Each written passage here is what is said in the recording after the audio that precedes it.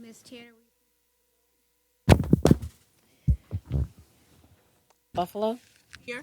Inge, Present. Paulson, Present. Thomas, and DeCalagero. here. Our first agenda item, 2.01, 4x4.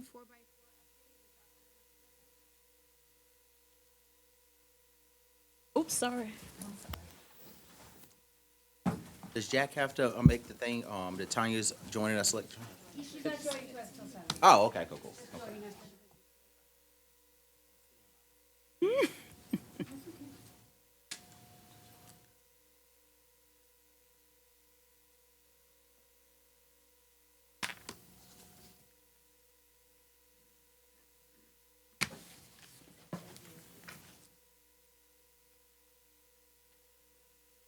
Okay. Always know there's no wrong, crazy question. So, all here to help you. Okay.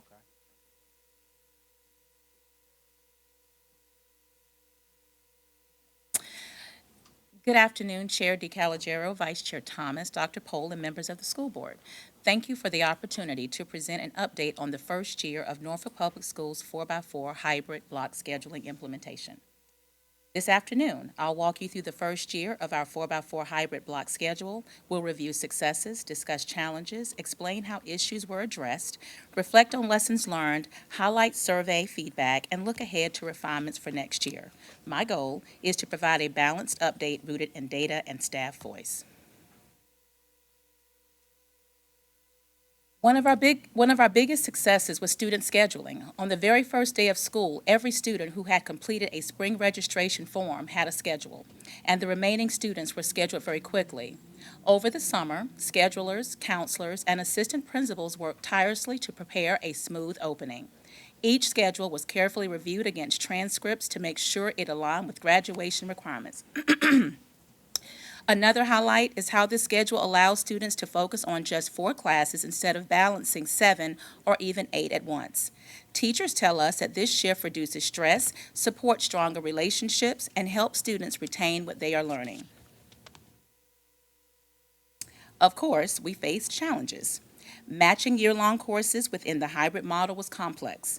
Adjustments had to be made to balance semester and year-long classes, and scheduling logistics required more attention than usual. But beyond the logistics, our staff survey and teacher feedback also revealed important instructional challenges.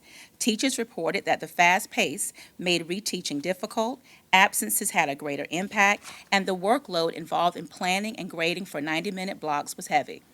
These are consistent concerns across schools and ones we take very seriously. To address these challenges, our schools collaborated, consistently sharing strategies across high schools. Adjustments were made along the way to ensure equity and access. We hosted senior nights to support families and provided staff with consistent guidance. In addition, our curriculum and instruction team began preparing teachers last spring. During the March Professional Development Day, they offered multiple sessions on how to adapt instruction for a 4x4 model with an emphasis on engaging students, building relationships, daily planning, staying on top of grading, and communicating effectively with parents. At that same time, Curriculum and Instruction also released pacing guides tailored for the 4x4 schedule, giving teachers ample time to prepare for courses. This summer, during both August Professional Development Days, teachers were introduced to strategies for using artificial intelligence as a tool, especially at the secondary level, to support planning, grading, data analysis, and providing timely feedback to students. They also focused on teacher workload by continuing professional development on pacing and instructional strategies for 90-minute blocks. Some schools added additional study halls or recovery periods to give students extra support while also easing the demand of teachers. Although these steps show how we respond altogether these steps show how we responded directly to staff concerns and put systems in place to strengthen the instruction under the 4x4 model. Our lessons that were learned. One of the key lessons learned is the importance of continuous communication with families. Families need clear and timely information, and keeping those channels open helped ease the transition this year. We also saw how critical strong teamwork was. When school administrators and district level staff collaborated, scheduling issues were resolved quickly and effectively. Finally, we recognized the need for more flexible scheduling options, especially for year-long specialized classes. This feedback will guide our refinements as we plan for year 2. We did not do this in isolation. We consulted with districts that have implemented the 4x4 model, and they confirmed that they face very similar challenges in their first year. Their experiences reassure us that our struggles are not unique, and more importantly, that year 2 will be smoother and stronger as the processes settle into place. Looking ahead, all of our high school principals are committed to making this model a success. We will continue refining scheduling practices while keeping our focus on equity, student support, and on-time graduation. Our survey results show that staff experiences are largely positive, and we are committed to sustaining multiple avenues for students to earn advanced diplomas. This directly aligns with Goal 5 of the Norfolk Public Schools Strategic Plan, which calls for the percentage of Norfolk Public Schools graduates receiving an advanced studies diploma to meet or exceed the state average by the end of the 26-27 school year. By refining our scheduling practices and keeping multiple pathways open, we are laying the groundwork to meet and exceed that goal. Staff surveys. We received 146 responses representing all high schools. 2/3 of the staff gave positive ratings, 32% somewhat positive, and 34% very positive. That's 66% of our classroom teachers who rated this model positively, which is an encouraging result. It is also important to note that 71% of respondents were classroom teachers, so the feedback reflects the experience of those implementing the schedule.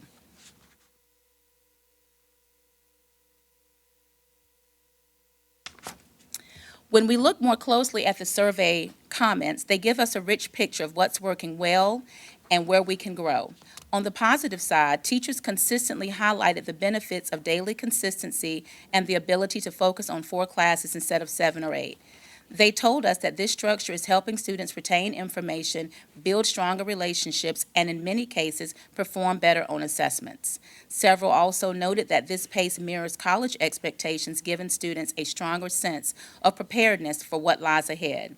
At the same time, staff were candid about the challenges. They mentioned that the fast pace can make reteaching difficult, and when a student is absent, the impact feels greater. Teachers also expressed that the hybrid format can sometimes be confusing and that balancing semester classes with year-long ones is complex. Additionally, they flagged the increased workload that comes with planning for a 90-minute class. Importantly, the recommendations offered were practical and constructive. Teachers considered we moving to a single schedule model rather than hybrid, adding intervention blocks or study halls, and continuing professional development specifically focused on pacing and instructional strategies for longer blocks. They also pointed to the need for consistent pacing, clear attendance expectations, and equitable practices. Overall, the majority of comments align with the positive survey ratings. Teachers see a value in the 4x4 structure, and their constructive feedback is helping us make the refinements needed to strengthen the model for year 2 and beyond. Our next steps are designed to strengthen this model and keep student success at the center. We will maintain open communication with families, continue one-on-one scheduling reviews, and collaborate closely with schedules and administrators for continuous improvement. We'll also strengthen alignment for year-long courses, expand flexibility in scheduling, and start the enrollment timeline earlier. In addition, we will closely analyze SOL results, monitor credit attainment and attendance trends, and continue to gather structured feedback from both teachers and students. These steps will ensure that we refine the model thoughtfully and build on the positive momentum from the first year. In closing, the 4x4 hybrid block schedule has brought both successes and challenges this year. What is most important is that we now have clear data, teacher feedback, and lessons learned to guide us. We remain committed to equity and student achievement across Norfolk Public Schools. Thank you, and I welcome your questions. Yes, great presentation. I was checking off my questions because as you were presenting, you were answering them. But as far as the districts around us, is everyone on the 4x4? Actually, Newport News, Virginia Beach is on a hybrid. Chesapeake is on a 4x4. Portsmouth is on a 4x4. Suffolk is also on a 4x4 hybrid. Hampton is also on a 4x4. The only school system around the 757 is Williamsburg, and they're not. Okay. I was just thinking when kids, and we know that kids transfer across accountability system, different districts, and so it'd be easier now that we're on 4x4, getting our kids transferring in and out. So. Yes, ma'am. Yes, it is hybrid because we have some 4x4 classes and we have other year-long classes. Some districts do straight 4x4, but we have a hybrid model. It varies. It just depends on the needs in their particular schools. I didn't ask specifically for what these districts do, but I can definitely ask, but I know that it varies from just previous experience. So I can answer that to some extent. So if they don't do a hybrid, they choose courses, for instance, Chesapeake. Some of their AP courses are just offered one semester, but some of the AP courses, in order to take it, you have to take it over the whole year. So it takes 2 credits to do it. So it actually eliminates an opportunity for a class when you do that, which is why we opted to do the hybrid, to give our students as much opportunity as possible. I do have a question because we had been double blocking AP chemistry. Now with the 4x4, we're no longer double blocking it. It is a year-long course that meets every other day, where in the past it met every. So in the past, if there was a double blocked AP chemistry, it had to be blocked with chemistry. Chemistry credit and an AP chemistry credit. That can still be done where first semester the students would take chemistry, second semester they would take AP chemistry. What I'm saying is that the students who are AP chemistry can earn you up to 10 credits depending on the college. So that is not a 3-credit course and shouldn't be. We still follow the College Board requirements for AP chemistry.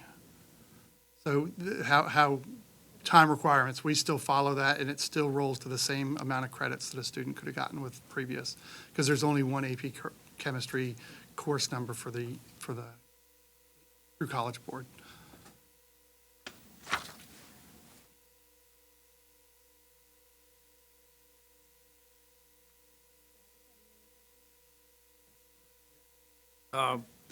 In your the slide that said your role, how many responses did you? 146. And 71%, I believe, were teachers that responded. Thank you. Thank you very much. Thank you.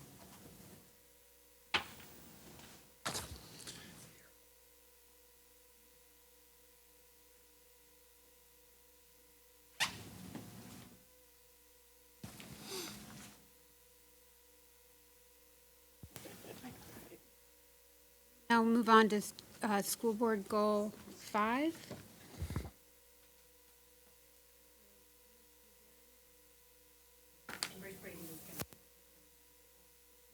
The first one? Can we just do all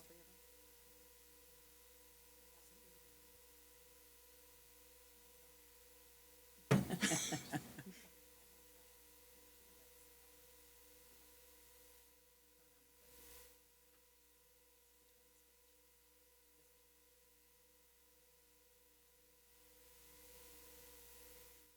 This one? Is that the one? Okay. Yeah, once I kind of.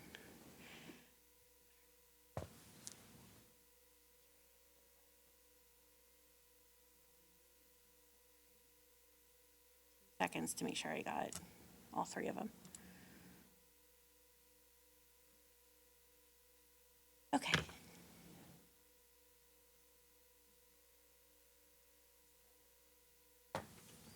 All right.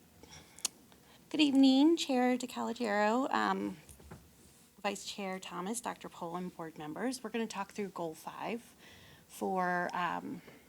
with the school board goals tonight. The Goal 5 is about the advanced diploma, that the percentage of students who are graduating with that. So I'm going to kind of work through this.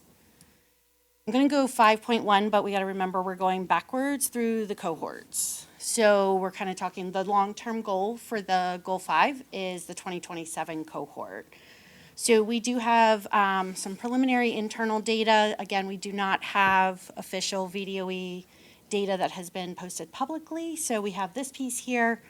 They're just not there yet with their reports. So the state comparison and things we just can't do yet, but at the next update or when we do this, we'll be able to update with what the state rate is to give that kind of benchmark.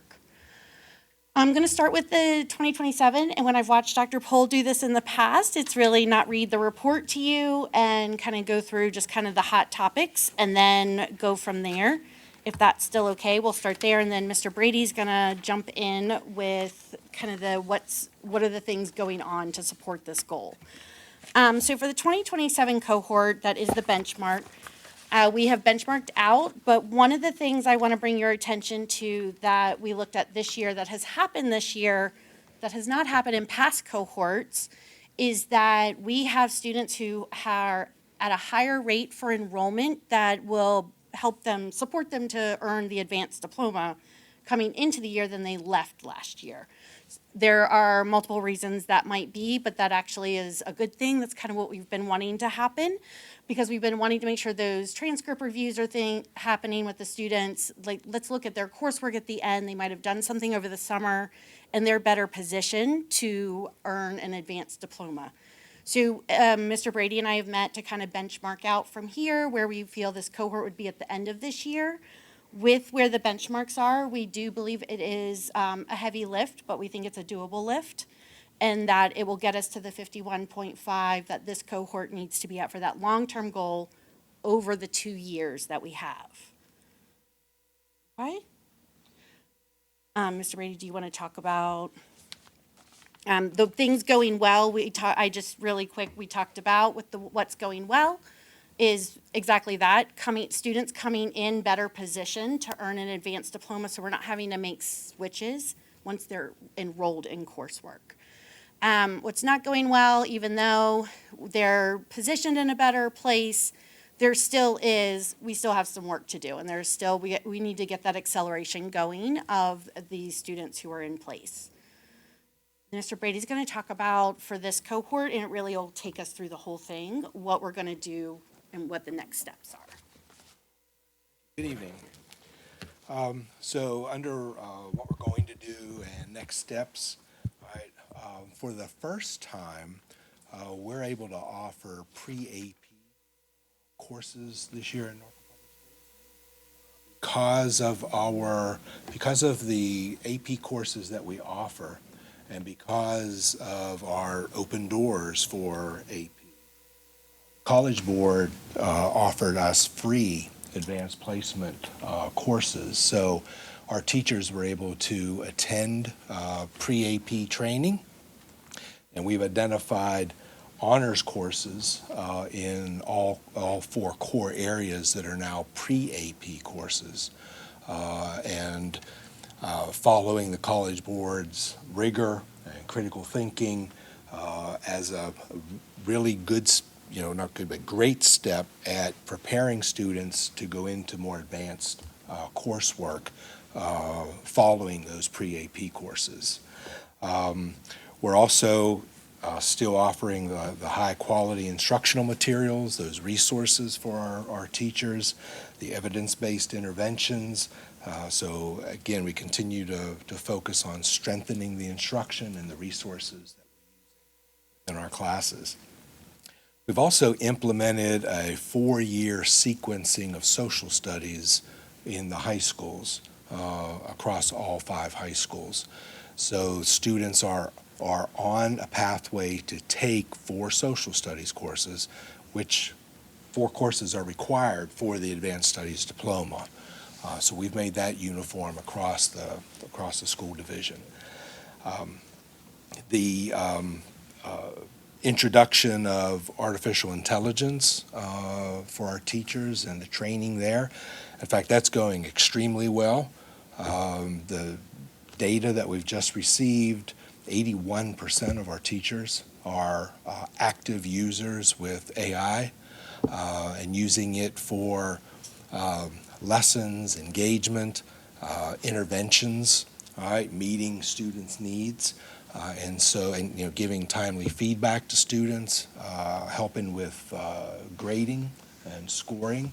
And so just sharpening and focusing in, using that tool to support students and help them.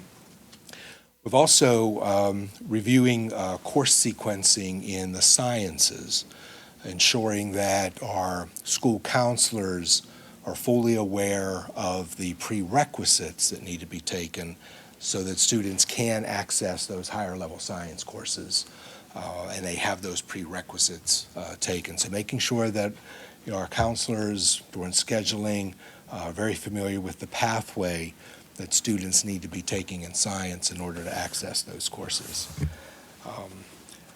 And a few things here that we've been working on as well, the inquiry-based learning, project-based, getting students engaged and, involved in the coursework and making sure that it's challenging and exciting for them. We're exploring right now the use of having our ESL students receive credit for their native language. And so in getting credit for their native languages, that's going to open up some opportunities to take other courses so we can move more of our ESL students into the advanced studies pathway as well. I think we've seen results in more students in position at the start of the year than they have been previously, or more prepared or on that pathway at the start of this school year than what they ended last year due to the review of those transcripts, counselors reviewing the work that students need in order to earn the advanced studies diploma, and then using the 4x4 scheduling to make sure that we're meeting their needs. We're using, we've trained our school counselors and other staff as well to utilize some of our resources that we've put in place. We have 2 new tutoring platforms this year. So layering that tutoring, we have a new company for that 24/7 after-school weekend tutoring, that homework help, which is tutor.com. So we've pushed out a lot of information about that so students can access that tutoring. But for the first time as well, we have a second tutoring platform that can be utilized during the school day. And teachers can schedule students for tutoring who need the help right there, immediate tutoring in the classroom.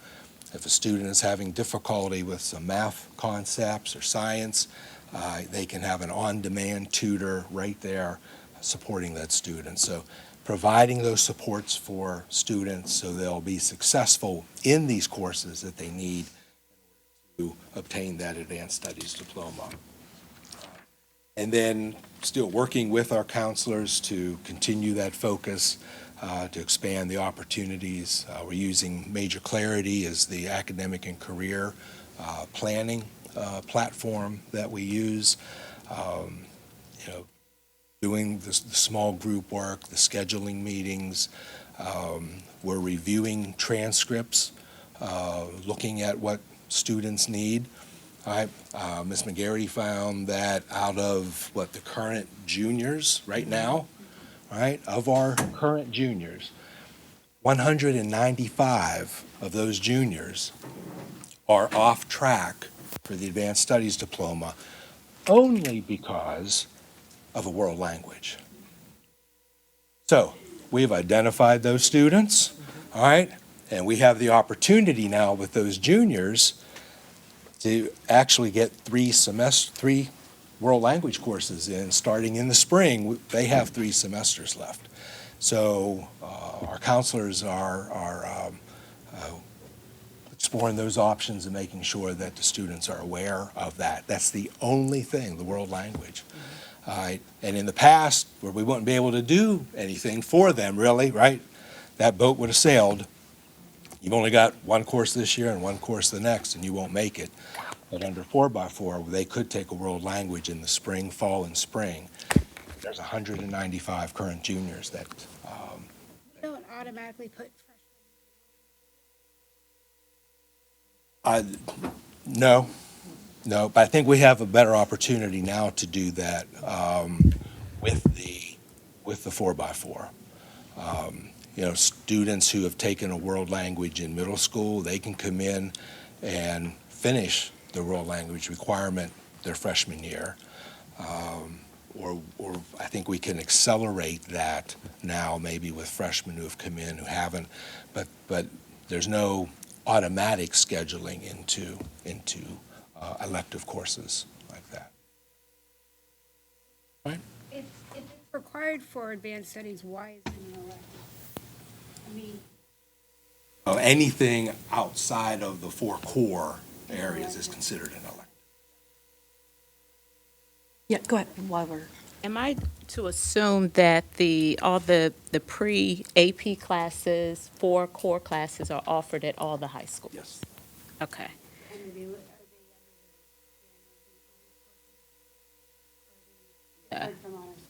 No, it's an honors course. Honors course, Yeah. okay. It just has that focus of placement, introducing those AP requirements.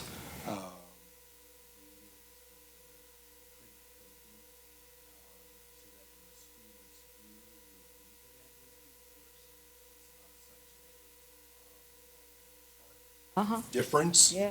That they move into that course.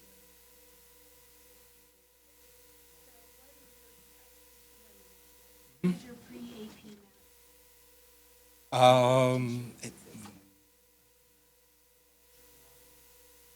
Back and check. Each class. to honors. Most of these start earlier. They're earlier content courses. Preparation in there.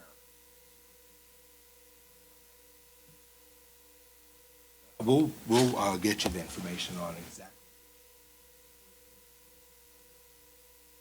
And for me, so you have stated that 6th graders counselors start having conversations with 6th graders about diploma options. It's interesting for me to see how that changes by the time they get to 8th grade, about time they get to 10th grade. I mean, what that looks like. Yes. Yeah. Yeah. Way to a diploma. Yeah. Just to review quickly, the 2026 cohort, so this is our seniors. Again, lots of things that were in place prior, so this is kind of seeing some of the fruits of those labors, and then on top of it, for that 2027 cohort, things are happening as well. I do want to point out, again, beginning of the year, this is something we haven't seen before, where we have seen movement from the end of the year to the beginning of the year. And again, that's things happen over the summer. It is also things that kids' grades at the end of the school year, when we're looking this kind of Q4, we might have some failing things going on, but by the time we get out of that, those things shift. And maybe when they did scheduling during the prior school year, they're like, okay, you're not doing well in these courses, so they start to shift. But then again, what's nice to see is they are pulling that back, and students are in those courses still, and they're working with them to get them those grades up, and they're able to keep going forward with the advanced studies diploma, which is good, because we don't get the back, we're not seeing as, it's not a huge number, but it's, again, we got to chip away at it, right? So we're seeing that starting to show up, which is great. This is that cohort going out. They have been kind of a slow increase cohort, but what we traditionally see at the ends of the school year, we're hoping with the 4x4s and being able to adjust, identifying the students like we have now. We're at the beginning of the year, we have the opportunity at semester 2 with the spring semester to kind of correct some trajectories and those kinds of things, that we see these big jumps at the end. So we see 5 percentage points go up, and it's really that spring effort, right? But when it's all year, you don't see it show up until the end of the school year because it's slowly working its way out. Now with these 4x4s and with the scheduling, we'll hopefully see those switches mid-year, and then those points kind of go up, and we still go get the big leap, but it'll be over the year and not just this big flip at the end, and that kind of thing. So this is the data for really same kind of ideas. I know same content area things that were talked about. We talked about here, this being a slow grow cohort, but we are seeing those moves, and really what's the most hopeful is that beginning of the year piece and what's going well. Again, at this point for this cohort, at this point in the year, it really was that big shift of pulling those conversations down earlier by the counselors and things that Mr. Brady was talking about in transcript reviews. We still got to move. We still want to get that acceleration going. But again, we're seeing the moves in places that we haven't seen it before, which is promising. Real quick, this is just kind of a wrap up of cohort 2025. So once we do this, we won't be presenting on this cohort because they are graduated now. Again, same preliminary data, but looking here, we narrowly missed our goal, our target for the end of the year for this cohort. So there was a lot of volatility in the data here for this cohort, which was interesting. But again, it's these big leaps at the end that we're hoping we'll be able to kind of smooth that out for kids, because that's a leap for a kid too, right? They're feeling that. So with what the things that are in place now too, to help start smoothing that out, but still see the increases. We talked about here, we do not have the Virginia official data yet to be able to say, here's where the state is, for us to make that state comparison. That information will come out once we get it from the state, where the state as a whole is, and that kind of thing. So end of year efforts were strong. We talked about that. We still want to do that, but we want to, again, have a couple times a year that we're able to work through those things for the kids. And these kids have graduated. So that is our 2025 a quick snapshot of the 2025 cohort. Are there any questions about 26, 25 cohort?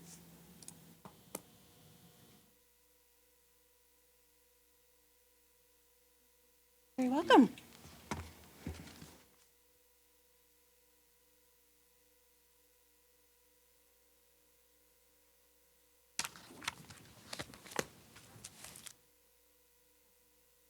Can I get a motion to go into closed executive session? Can I make a motion that we go into closed executive session? Second. Mr. Inge has brought forth the motion, and Vice Chair Thomas has seconded it.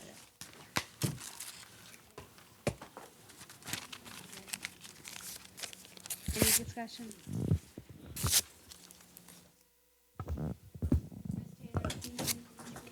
Move that members of the School Board of the City of Norfolk go into a closed meeting for the purposes which are set out in subsection A of Section 2.2-3711 of the Virginia Freedom of Information Act as amended for discussion, consideration, or interviews of prospective candidates for employment, assignment, appointment, promotion, performance, demotion, salaries, disciplining, or resignation of specific public officers, appointees, or employees of the school board. Pursuant to subsection 2.2-3711A1 of the Act, the subject covered by this exemption is the discussion of persons and personnel actions included for vote on today's personnel report, discussion or consideration of disciplinary and any other matters concerning students in Norfolk Public Schools that would involve the disclosure of information contained in the scholastic record pursuant to subsection 2.2-3711A2 of the Act. The subject covered by this exemption is the discussion of students on today's regular student support agenda.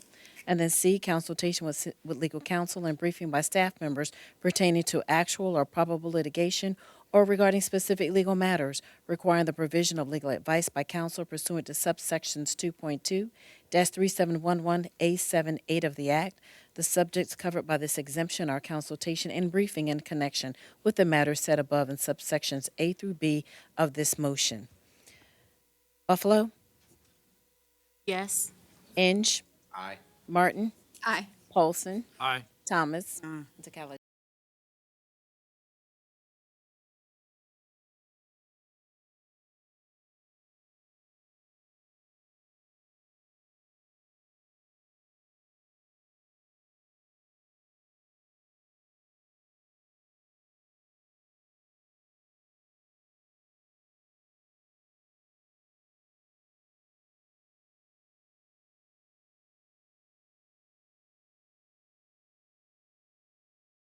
I'd like to call the meeting to order.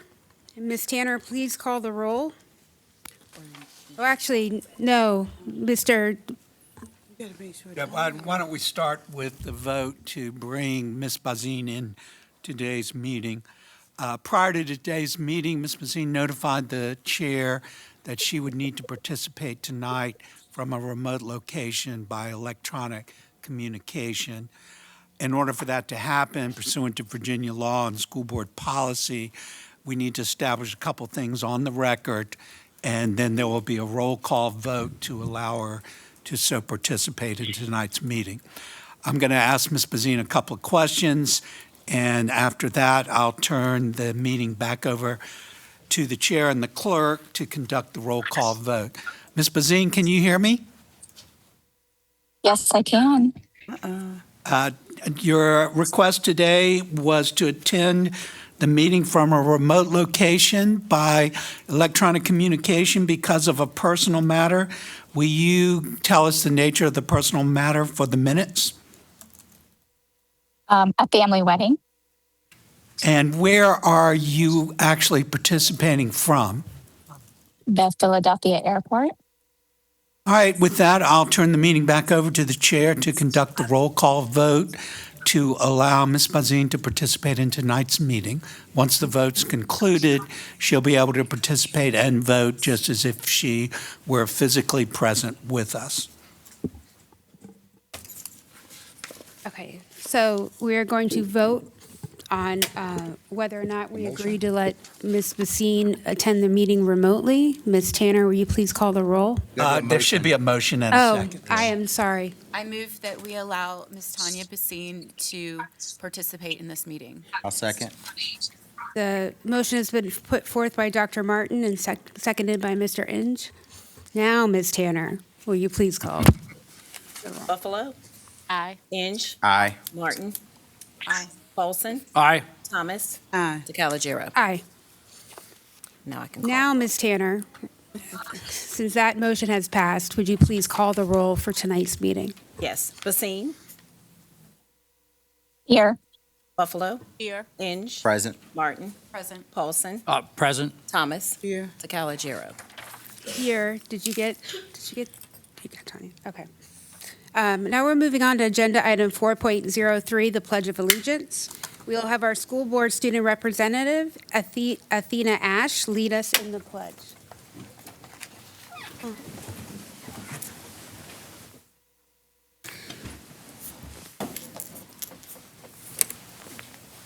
I pledge of allegiance To the flag of the United States of America and to the republic for which it stands, one nation, under God, indivisible, with liberty and justice for all.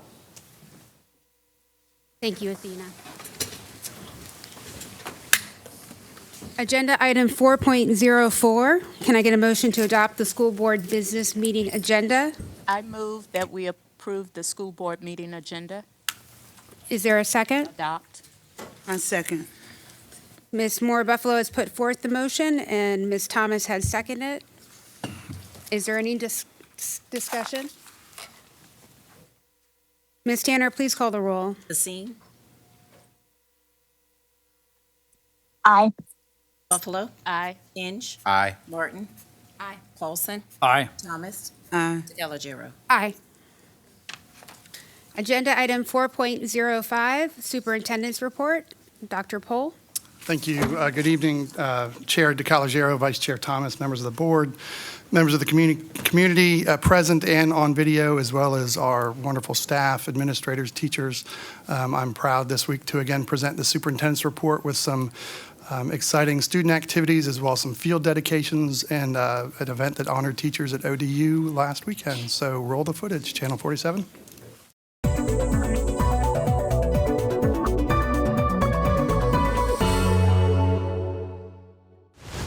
Retired NFL quarterback Robert Griffin III stopped by Ruffner School to talk with students about the value of education, even if you don't like school, and the importance of never giving up on your dreams.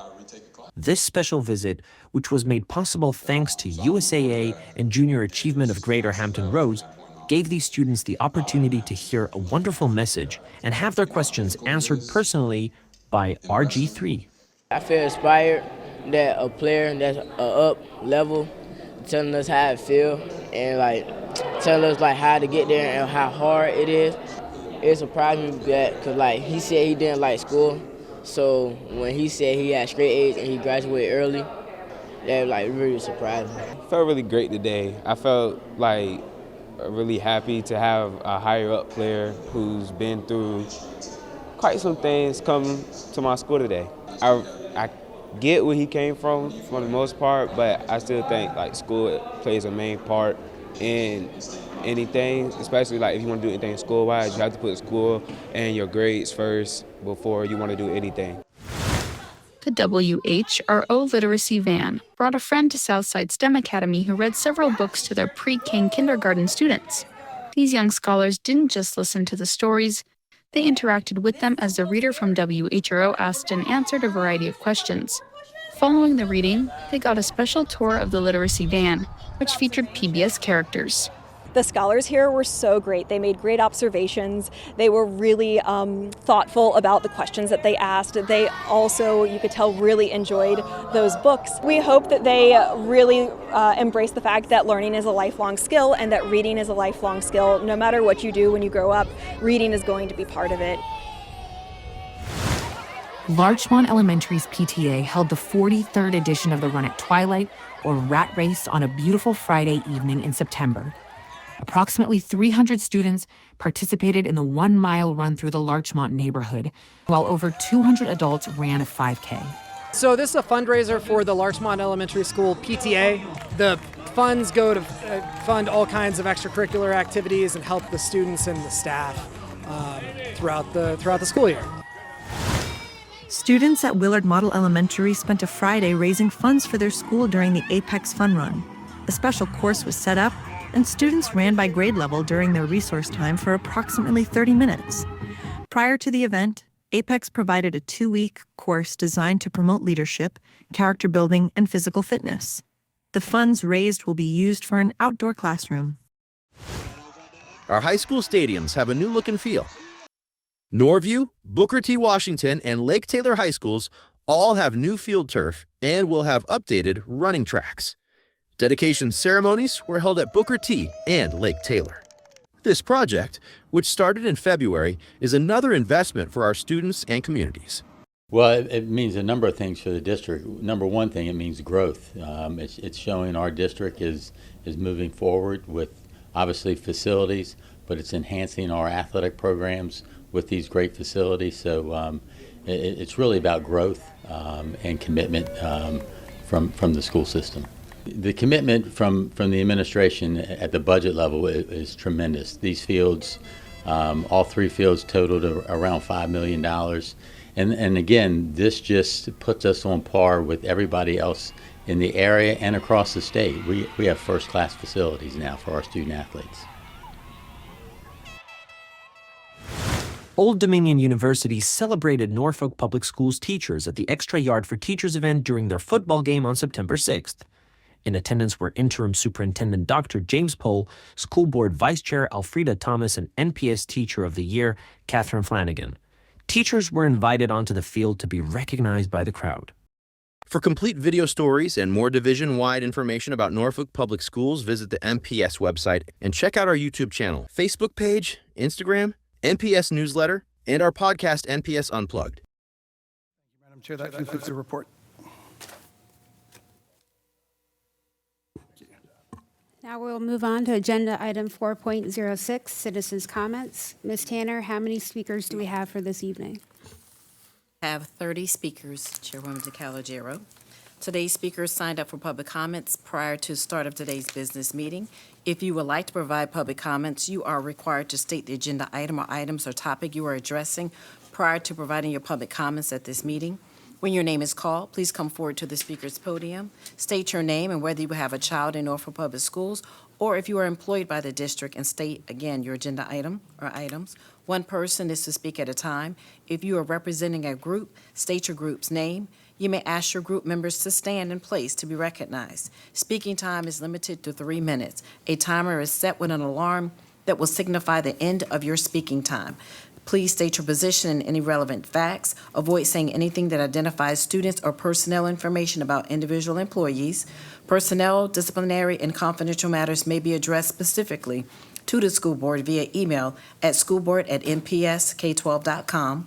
Comments should be addressed to the board and not addressed to an individual member. School board members do not respond to public comments at the time they are written and given. Any written statements or supporting materials should be given to the clerk.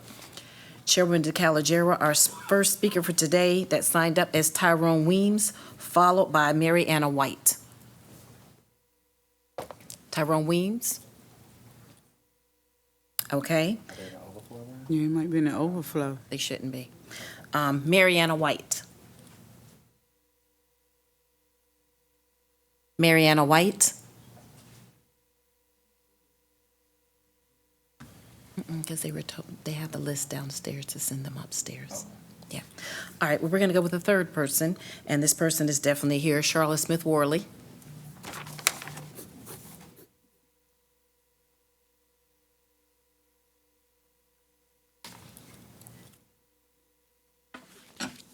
Good evening, community, members of the school board, and Dr. Pohl. My name is Charlotte Smith Worley. I am a member of the Facilities Committee. My question is, are you going to consider the other options as well as the revised, the flawed option 5 before you vote tonight? Here are some of the things that I see as flaws. Madison Alternative Center and Open Campus are not elementary schools and therefore fall outside the official charge the school board gave its facilities planning committee and was never discussed. Option 5 calls for citywide redistricting before identifying the timeline for most of your closures and consolidations.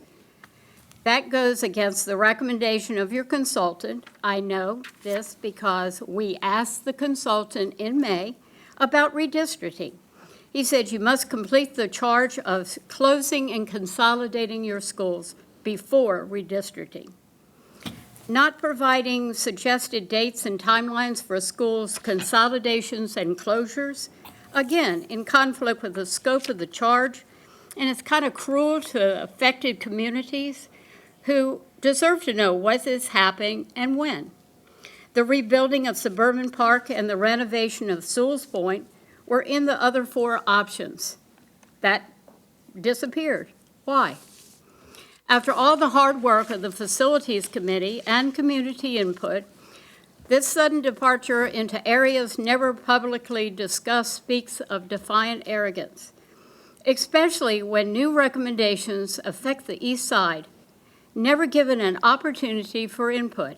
Ms. Moore Buffalo, as the East Side representative, you can't let this happen. Did all of you know that $500,000 was spent to renovate Easton just for this Madison program, and now you want to close it? Vice Chair Thomas recommended the school board have a special meeting for the purpose of discussing and collaborating on the proposed 4 option. Instead, 2 members met the administration the day before the meeting, developed their own option 5, which suddenly became the final option. How did that happen? Was there a vote that made this the final option? Or is it a strategic overstep? Return to the other options developed within the scope of the charge that you gave the consultants, and you and the consultant gave the Facilities Committee. Do what was recommended by Vice Chair Thomas, come together, develop a real collaborative recommendation from all 7 board members. Thank you. Kathy O'Hara.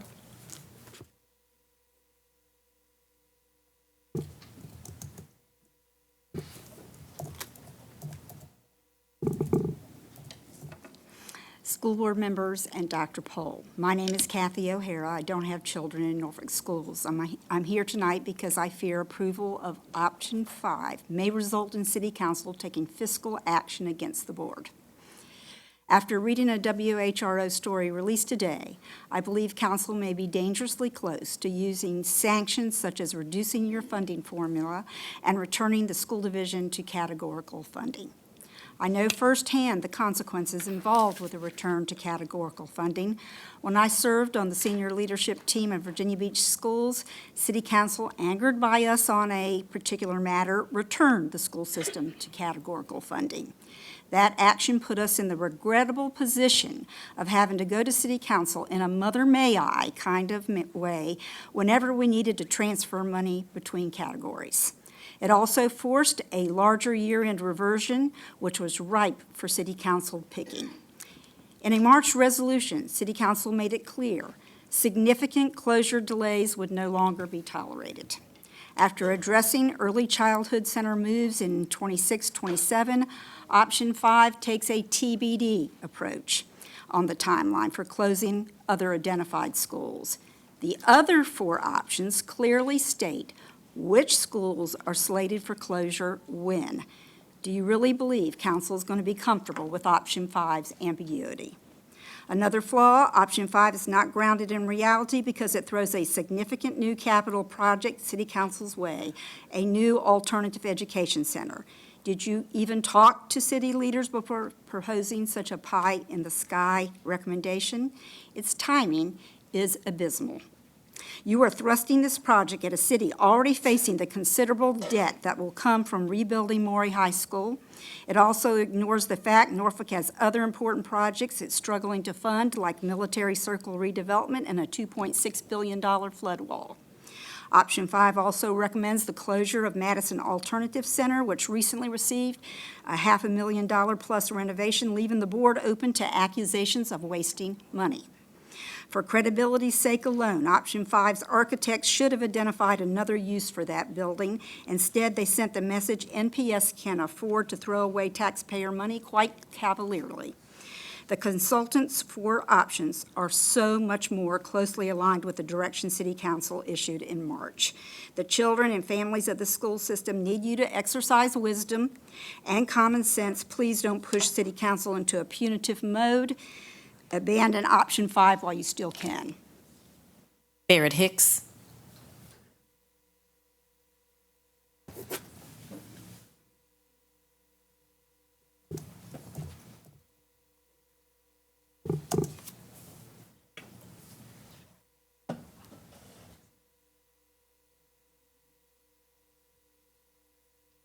Good evening. I'm Barrett Hicks. I'm the Executive Director of the Concerned Citizens Association, Tidewater Connection. Tonight I want to speak to the fact of what we're looking to do over in the 23523 zip code, being Berkeley and Compostela. Specifically when we look to the fact of St. Helena. And I speak to this because of the fact that with so many different options and from what I'm talking to different members or whatnot, so many different changes has happened. I'm asking on behalf of the people that you guys not vote tonight, that you actually go back to the table and sit down and make sure that the people that you put in place are on board with what you're trying to do. But when it comes specific to St. Helena, I've heard options about being able to closing it and sending them to ECC. Again, for those that don't know, St. Helena is in Berkeley. ECC is in Compostela. Again, we've seen that to happen to where they closed the library in Berkeley and opened one in Compostela, but that failed to actually provide transportation for those kids. I mean, I've been around long enough to see St. Helena be one of the best schools in this area. I mean, we're talking that's been a while now. But more so, I would hope that you guys start to think about what's in the best interest of children educationally. Educationally, not know so much about closing buildings. How about making it so that the folks that have left or these vacancies, they're coming back because you're actually doing the proper education that is needed and required? Come on, folks. We sit around here, we have some of the lowest performing schools. We have 28 elementary schools that we're not reading on grade level. That's systemic. That's across our district. That's systemic. It's not just in our marginalized communities, but we know that when it rains in one of your communities, it floods in ours. So the only part of your proposal that I can see is if you had to close one of them, definitely it should not be Southside, it should not be St. Helena. St. Helena right now is one of only two of the entities that actually belong to the city in the Berkeley community. Is there a long-term plan? Is there something else going on that we're actually shuttering and shutting down everything in Berkeley? Surely don't start with, don't do it to these children. And if you talked about moving them from St. Helena to ECC, again, that's additional costs. I mean, we got to have some busing, because I'm sure you're not going to have my young children trying to walk across the railroad crossings and all of that stuff to get to school. Not going to happen. Thank you for the time. Thank you. David Lodge.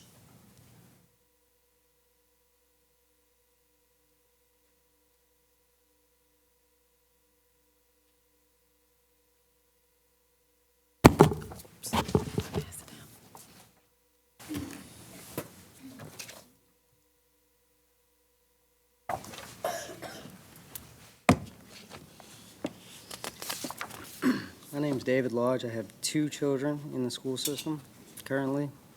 I'd like to talk about the random search procedures. Good evening, members of the board. My name is David Lodge. I'm here tonight as a concerned parent. Virginia Code 22.1-279.7 requires that the school board adopt policies for student searches, including random searches, and that those policies follow the Board of Education's guidelines and constitutionally protections. The law is clear. Random searches must actually be random, not targeted or discriminatory. Unfortunately, Norfolk Public Schools' current policy do not explain how randomness is ensured. There's no clear procedure for how students are selected, how staff avoid discrimination, or even how and when parents are notified. I want to share my personal experience. While my kids were in elementary school, I experienced discrimination as a straight white parent. Information about my children was withheld from me, but freely shared with their mother, who is a Native American. After I raised concerns with the school, never notified when these searches happened. I'm sorry, I skipped a line. With the school, my children suddenly became subject to more so-called random searches. I was never notified when these searches happened to me.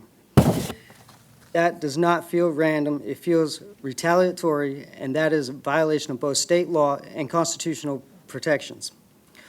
I also want to draw from my military service. In the military, we had random drug tests, and to make sure they were truly random, we used a computer system that selected individuals without any human involvement. That process guaranteed fairness and prevented discrimination. I strongly believe Norfolk Public Schools should adopt a similar system of student searches. So tonight, I respectfully ask the board, number 1, adopt and publish written procedures that guarantee searches are truly random. 2, ensure parents are notified when their children are searched. Train staff to prevent profiling or retaliation. 4, and consider a computerized system like the military uses to ensure fairness. This isn't just about compliance with Virginia law. It's about fairness, transparency, and protecting the dignity of our children. Thank you for your time, and I hope you will take action. Thank you. Nina Egny. Nina Egny.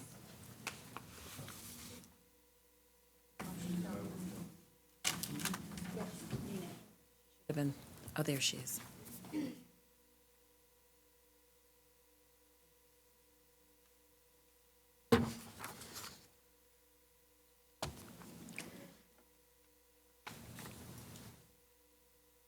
Good evening. Just one moment. I just want to pull up what I have here that I want to share.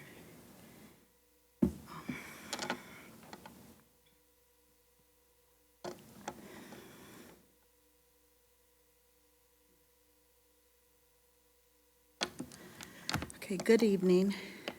My name is Nina Etney, and I am a proud product of Norfolk Public Schools. All 4 of my children are also proud graduates. Now, my grandchildren are attending these same schools. Today, I have 2 at PB Young, 1 at Little Creek Elementary, and 1 at Norview Middle School. My siblings are also proud graduates, and one of them is now working within Norfolk Public Schools, giving back the same knowledge and enrichment that he once received. The proposed closures will directly disrupt my grandchildren's education. They will not get to finish their schooling in the places they know and love. These schools are not just buildings, they are the heart of our community. They serve as gathering places, polling places, and safe hubs for families.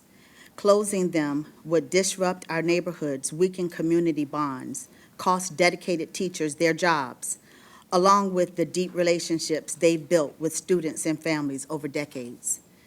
I am especially concerned about the impact on special education programs like CSEP. My granddaughter is on the spectrum, and she depends on the stability and resources of programs like this. These children deserve consistency, support, and investment, not uncertainty about where they will go or whether their needs will be met. I respectfully ask the board to reconsider, or at the very least, delay these closures until there is a clear, detailed plan for our students, families, and teachers. Where will our children go? How will transportation be managed when we already face a shortage of drivers? And what will be done to preserve the strength and unity of our communities? Because if we cannot come to a resolution that benefits everyone, we risk losing families altogether. People will move to cities and districts that better meet their needs, and Norfolk will lose not only students, but also teachers, residents, and very families who make up the heart of this community. We are not just asking for answers, we are asking you to stand with us to protect our children's education, to honor both the history and the future of Norfolk Public Schools. Thank you. Thank you. Dr. Noel Gabriel.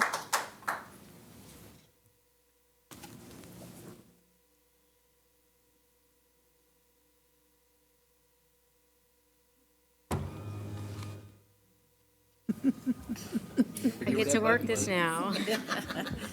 Okay. If you're a Maury parent, would you please stand?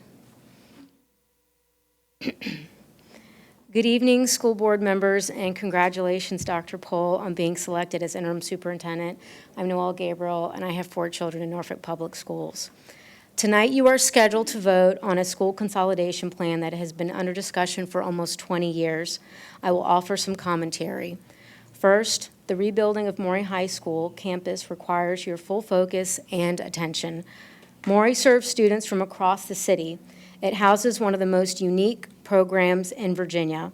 It has a long history of excellence, not only in academics, where it remains fully accredited, but also in athletics and the arts. Maury students and teams have earned championships in football, track, tennis, cheer, field hockey, and swimming, while the music programs consistently earn superior ratings. When discussions first began about the future of Maury, the vision always included strong academic facilities, safe, flexible learning spaces, appropriate athletic and music facilities, and preserving the pool. For more than 15 years, parents, students, and community members have asked for the same thing. And as elected representatives, you are responsible to ensure that these responsibilities remain intact. The recent City Council vote for Maury rebuild did not include funding for the pool. To maintain the integrity of the Maury campus design, I ask you to ensure that the financial planning with your decision-making of the school consolidations accounts for this need. I'm sure that with the school closings, you will accrue about $11 million, which is what the cost of the pool is. Please make sure that these funds are allocated for the natatorium. This could occur on the Ghent property, which is included in the current design. This investment would serve Maury students as well as the entire Norfolk community. Next, I want to address Ghent. This program is academically strong, it's deeply loved, and it's valued by its families. The communication with the stakeholders about the future just has not been adequate, and their concern is valid. You need to look at viable options for relocation, more than what you have already discussed, and I will share that in my letter to you all. Finally, I must emphasize that you cannot rebuild Maury in a piecemeal fashion. Too much has already been compromised. We are preserving a portion of the building for apartments, and Maury already sits on the smallest footprint of any of the high schools in the city. We lack regulation-size athletic fields, and you just saw in the video all the great things that happened at Booker T, Lake Taylor, and Norview. If we don't advocate now, we're going to leave our students to fall short with what they need. I ask you to advocate unceasingly for the natatorium, budget for it appropriately, and commit to a full and complete Maury campus, not a scaled-down version that fails our needs of the students. Relocating Ghent can be a part of this vision and a part of the Maury Renaissance. Together, these decisions will fulfill the long-standing promises made to students, staffs, and families. Thank you. Thank you.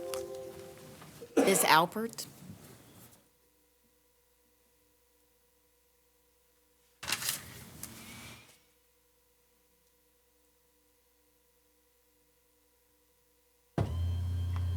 Oh.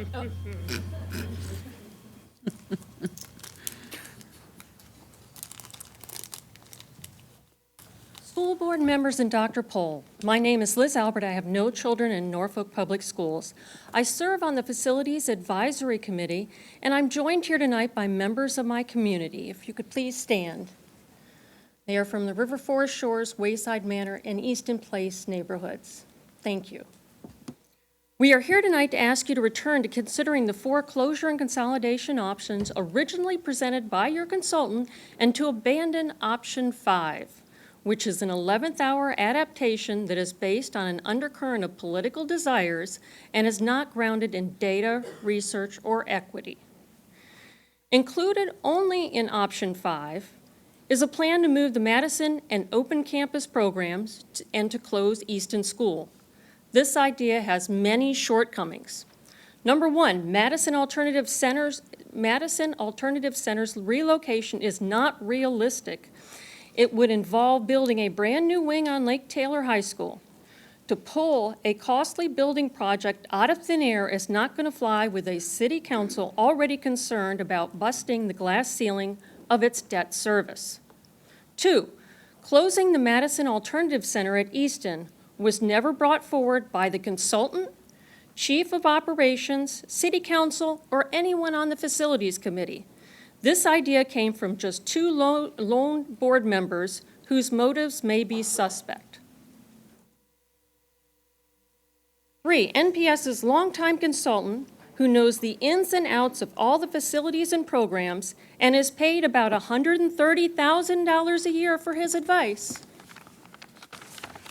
was never consulted about moving these programs or even option 5 as a whole. Number 4, relocating the Madison Alternative Center would involve a huge waste of taxpayer money. As we've already heard, $500,000 was spent on renovating the Easton building for last year's fall opening. Our community believes that Easton School is a good location for an alternative education program. It is in a quiet area, free of the distractions of a large high school campus. It is on the bus route and light rail line for open campus students who work and might not be able to ride the school bus. I close by asking the school board to return to more realistic options. For example, option 3, minus the Ghent closure recommendation, is realistic and would pass muster with City Council. Dire fiscal consequences could occur if the board does not act responsibly in this manner. Option 5 is the irresponsible route.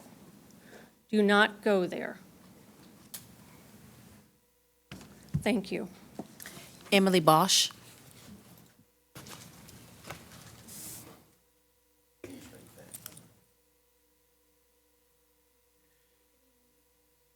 My name's Emily Bosch. I have 2 students at the Ghent School, and I've got some representatives from the Ghent School here with us tonight. The goal of the Ghent School community is to ensure that the program is respected and given the opportunity to continue to thrive. The ongoing uncertainty regarding the location of the school threatens to undermine the reputation and the future enrollment, and the focus on athletics as a distraction. Focusing on athletics over academics only reinforces the poor public perception of Norfolk public school systems. What are our priorities? When you look at greatschools.org, which is the easiest way to obtain data about school rankings in Norfolk, the Ghent School comes up as the #1 school in all of Norfolk. Why can't Ghent and Maury High School form a collaborative, integrated relationship? All of the students at the Ghent School have a pathway to go on to become Maury students. The schools should work together as partners and not competitors. There should not be an adversarial relationship between these 2 programs. By the time the new facilities are completed, the Maury students will have graduated, and our students will become the Maury students. We are not at all opposed to the Maury project, but we want to be a partner in the plans for the ongoing plans for both our location and the current facilities. We want to be included in the conversation to ensure that the Ghent community can also benefit from the $220 million investment that is being made at our doorstep. All of Norfolk benefits from the Ghent K-8 program, and if you need to move us in the future, we'd like to have a task force built that allows the program to move forward with input from families and respect this high-achieving program. Thank you. Delora Hale.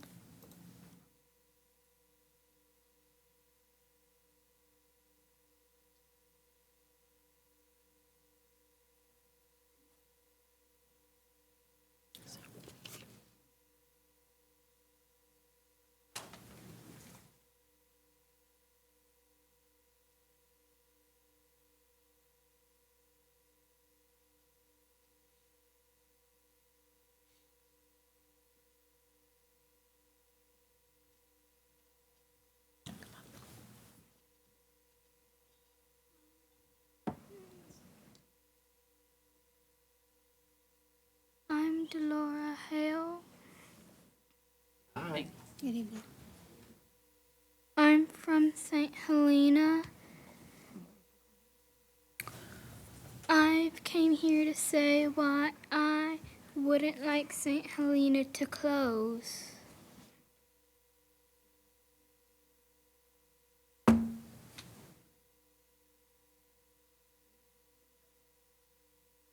I've been in St. Helena for 3 years, and I'd like to continue learning there.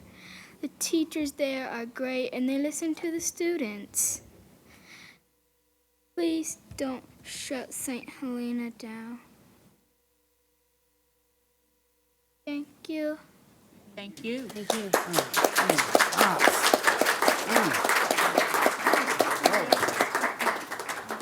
Amelia Alston.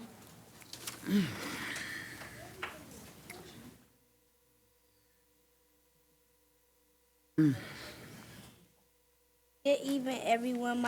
My name is Amelia, and I attended St. Helena Elementary School. I am currently in the 4th grade. I believe my school should avoid demo because my school is a historical landmark in my community. I feel it is important to keep our school around for many more years to come. Thank you for listening. Thank you.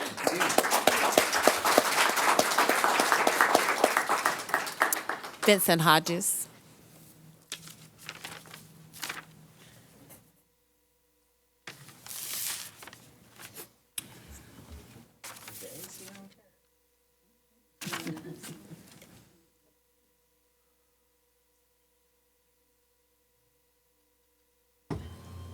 I'll do the same and stall for time.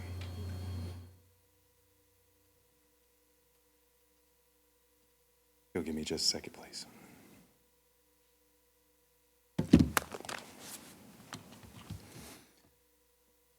Good evening, school board. My name is Vince Hodges. I live at 117 Poplar Avenue. I'm a resident of Berkeley. I've been asked to come and speak by 15 plus residents representing kids from St. Helena Elementary and some from PB Young. I was at a meeting Monday night and spoke to both groups. I have a letter to read, but I'm now having trouble finding it from the Southside Coalition Education Commission. If I can get a little time for a letter from Ms. Sarah Peoples-Perry, but I do want to get the asks out, which are general. The community clearly wants to keep St. Helena open, and you'll hear from more people from Berkeley. With these comments here, you've heard already that we clearly need more time for a bunch of different reasons. St. Helena and these residents that I spoke with Monday night are looking more for the 5-year model that keeps St. Helena open that long at minimum. But there's love there and there's history with that building. I have spoken again with Ms. Sarah Peoples-Perry and have comments. Letter to the Norfolk School Board and City Council regarding the future of St. Helena Elementary School, the ECC, and STEM Academy at Camp Estella. This is dated September 16th. Dear members of the Norfolk School Board and City Council, we, the Southside Coalition Education Committee, write to express our deep concerns regarding those proposed closings and repurposing of the St. Helena Elementary School located on the south side of Norfolk. This issue has sparked passionate debate throughout our community, and we firmly oppose the closure of St. Helena Elementary School. I'll skip ahead and happy to submit a copy. I have comments to give from the residents. ECC is a historic institution and old school that has received numerous awards and accreditations from across the nation. Has educated generations of Southside children, many of whom are now successful adults. In alignment with School Board Non-Negotiable Number 5, the board must not fulfill its duties without engaging the community and representing the values of those it serves, especially our ESL families. I will forward Ms. Sarah Peoples-Perry letter to everybody in full. Let us stay focused on the mission of Norfolk Public Schools to be the cornerstone of a proudly diverse community by ensuring that all students maximize their academic potential, develop lifelong learning skills, and become successful contributors to a global society. I'd like to finish with the notes from the residents. Concerns that concentrating students in Southside STEM Academy without historical consideration or cultural competency regarding student populations could increase an already alarming uptick in violence in schools. Safety, vocabulary, and bullying, which takes place, are a large concern. Residents want segregation of children based on developmental stages.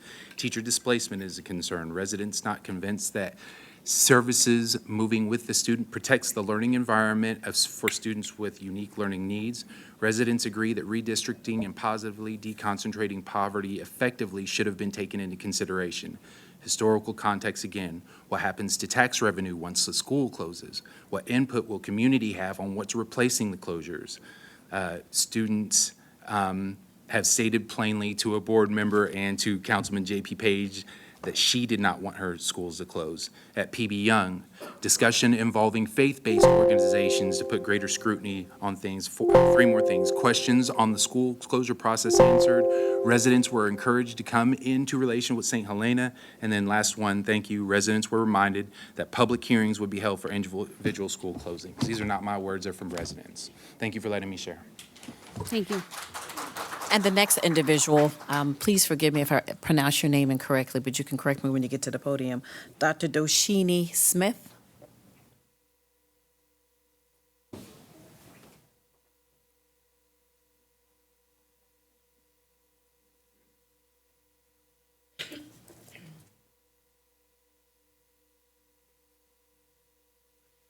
No harm, no foul is Dr. Deoshany Smith, but it's unique like me. Hi, my name is Dr. Deoshany Smith. I am a parent of a student at St. Helena Elementary, my son Benjamin Smith, who's going to be speaking after me. I am a Navy veteran, so I am an implant into the community, but I'm from the south side of a projects in Dallas, Texas. So I am in tune with what it means to be resilient. But I have also seen the impact when we do things without thinking them through, without looking at the children and the families that it impacts. I'm trying not to get emotional, but we have non-traditional families. We have elderly parents and grandparents who are raising their grandchildren. They don't have access. They don't know how to work their email. They can't see out when we send out a cute survey. There has been no real community engagement to get the information to these individuals about the changes that are coming. To get to Compostela Elementary from our neighborhood, that's a 36-minute walk. So when decisions are being made and you don't realize the majority of these children as young as pre-K and kindergarten are walking from their homes in the community to St. Helena Elementary, and they will be crossing over railroad tracks, bridges, and there are over 52 registered sex offenders in our neighborhood alone. Depending on the time that school starts and when they leave their homes to get there will be no adults. You got a couple of crossing guards spread out. There's no busing plan. There's nothing that has been put forth to say how these kids are going to get from their neighborhoods to this school. This school is kind of already understaffed. It is already understaffed and overpopulated. And like I said, a lot of parents don't even understand what's going on. We started seeing surveys about closures and consolidations. We say cute words like repurposing, but how do you repurpose a child? How do you repurpose their purpose? How do you look at them and say, I know I get you ready. I know I got you excited about pre-K and kindergarten and your first day and your next year. And your next year, not say, oh, you're going to go somewhere totally new. You might not see your teacher in the hallway that you've bonded with. You know how to take your problems to. We're going to combine young children, middle school children who have different emotional, intellectual life experiences, and we're going to put them all in one building with what structure? To keep them safe. I don't personally want my 9-year-old hanging out with 12 and 13-year-olds. They're not on the same wavelength. And no one has thought about these simple things. So I'm asking to please rethink voting on anything until a full impact analysis has been done. What about IEPs, 504 plans? How do those things and those services transfer over to another school that's already probably heavily taxed? The administrators are already stressed out. They're wonderful people, but what do they have to work with? You can make a decision on paper all day long, but when do you put the people in it? Thank you. Benjamin Smith. God is my baby. Be nice to him now. He was one of my students.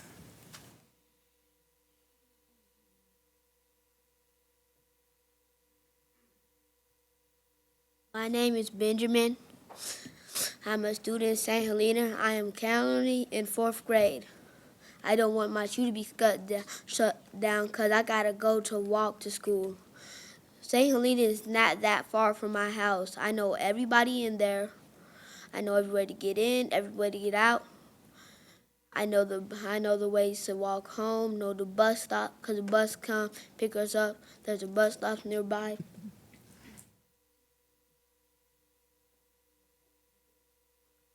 Thank you. Dr. Nathan Golden.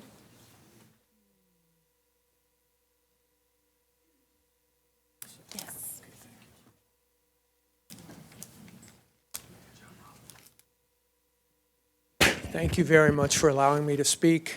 I'm Nathan Golden, a retired physician. My kids all went to school in Norfolk. I'm here to speak on behalf of 3rd Act Virginia, Sierra Club, Environment Virginia, and the League of Conservation Voters in support of a resolution adopting solar energy panels to all of our schools here. I don't need to be pedantically instructing everyone on how important it is. Multiple agencies have clearly established a link to climate change, to a lot of the problems, especially in this area. But most importantly, I think it's to save money to the district. Several schools in Virginia Beach and in Tidewater have adopted solar energy panels and are saving up to $200,000 a year. Most importantly, this is at no cost to the district.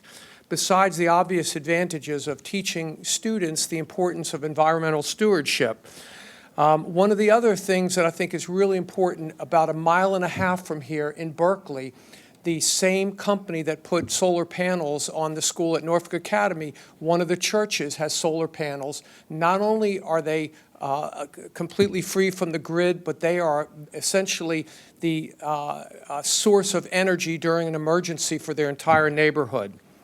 So resilience is an important factor. So why now? Why do I feel like it's so important to talk to the board? I assume we've all heard about the Inflation Reduction Act. If a project is started by July of 2026, the Inflation Reduction Act will pay for 30% of it. Now, to be very clear, even without this money, over a course of 7 to 10 years, this project will completely pay for itself. So I think it's really important that the school board understand that it's vital that this project be agreed upon and started before July of 2026. Last but not least, I have an invitation to the entire board.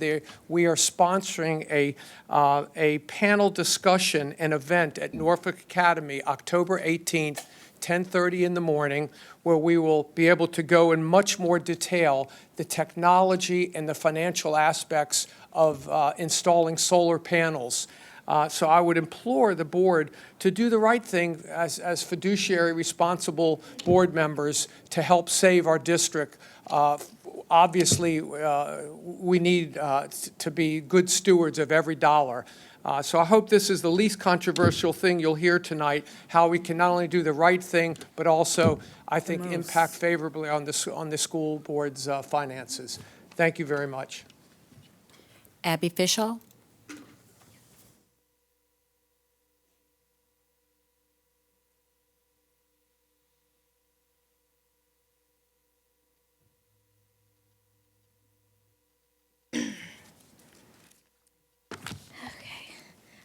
I am Abby Fishaw. I have 3 children in Norfolk Public Schools. I am a multi-generational Maury alumni and parent of future Commodores. My mother played soccer for Maury. She eventually went on to serve for the Boosters and run the fruit sale. My brothers played for Maury. Sports, one was the captain of the baseball team, so my Maury roots go pretty deep. However, over the last 7 years, I have also been a part of the Ghent School community. I have multiple children who attend and have many years left with children attending at the Ghent School. Our school is an exceptional school full of dedicated students, teachers, and parents. We have teachers whose tenure extends over 30 years. The open concept classroom experience of our school leads to collaborative education amongst students and teachers, and children excel behaviorally, academically at our school. Unfortunately, our school has been the subject of a lot of contention over the last few months, and a lot of that seems to come from a school that I feel should be our ally. Ghent School has a longstanding Maury Pathways program, which ensures our scholars can attend Maury High School. Our middle school students are allowed to participate in Blair Athletics, which are a direct feeder to Maury Athletics. As a Ghent School parent, I've experienced a lot of worry and uncertainty over what's to come. And every time there's an update with any meeting, my children are asking, will we be torn down? We've basically, I feel like as a parent, we've conceded that we will lose some of our green space and our playgrounds to Maury, which is fine, but it just feels like it's more and more, Maury wants more and more from us. I feel like we should work together. I feel like we can utilize their facilities as well, and everyone benefit from our school. I do believe they deserve a new building, and given the land restrictions within Norfolk, what the plan has provided them with at least the same number of athletic facilities. I do not believe we should be putting athletics over education, and it doesn't make sense to demolish a thriving school just for the benefit of more athletics. Thank you. William Stiles.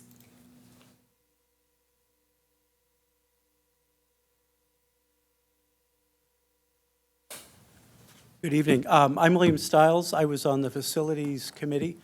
I also had two kids who've gone all the way through Norfolk Public Schools from start to finish, go Commodores.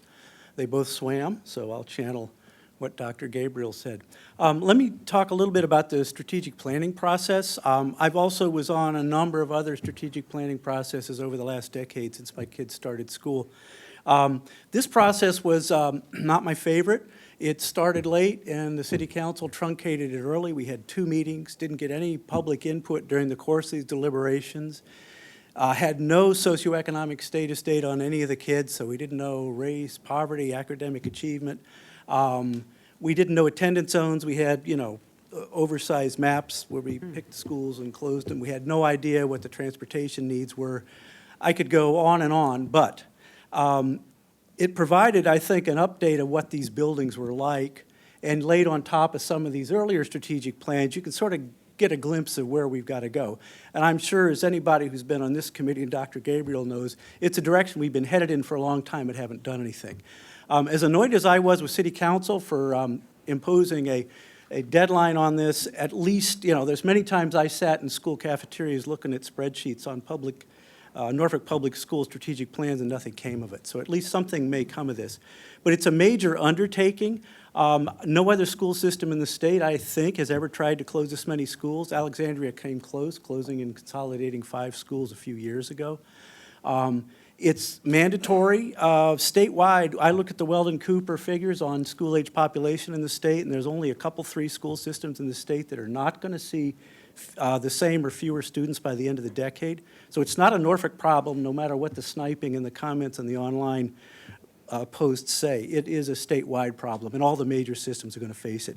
So I think it's a major challenge, and I think Norfolk probably could lead the way and do it right, but I think it's going to take a little more work. Some of the issues have come up here today, but I think, when I looked at this, you could see where the sort of early steps needed to be. And I think meeting the council's mandate for action can be done in the 26th school year, but trying to get some agreement with them of going forward, a mandated schedule, maybe in this October 7th meeting you're going to have with them, to move forward with this on an orderly basis. You can't close 30% of the elementary schools in this city without looking at attendance zones, and I think you're going to have to do it. But you got to close those schools. When I was in elementary school, about the time I was in elementary school in Norfolk, you built most of those schools, and they're as old and tired as I am. So you need to take some action, but I think it needs to be taken in an orderly way. Thank you. Thank you. And the last name that I was able to see is Dancheese or Dancheese? Dan Kesey. Okay, you can say it for me.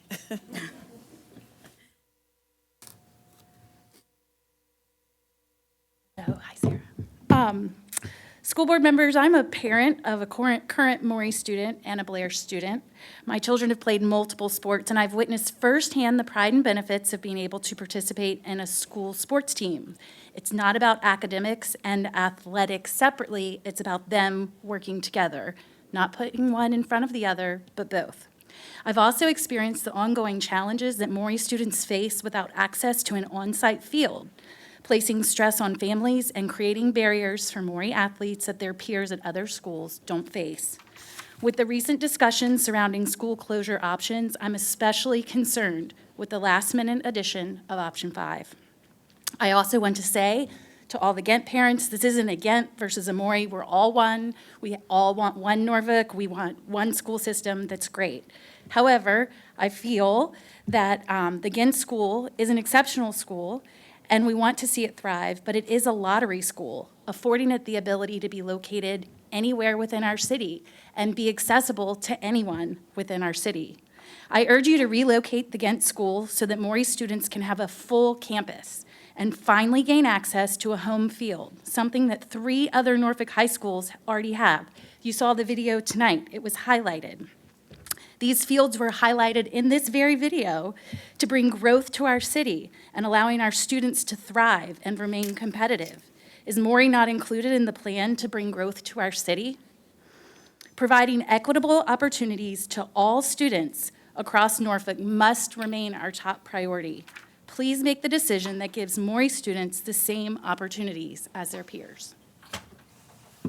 Precious Hayes. Precious Hayes.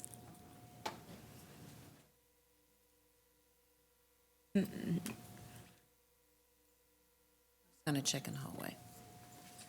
Okay.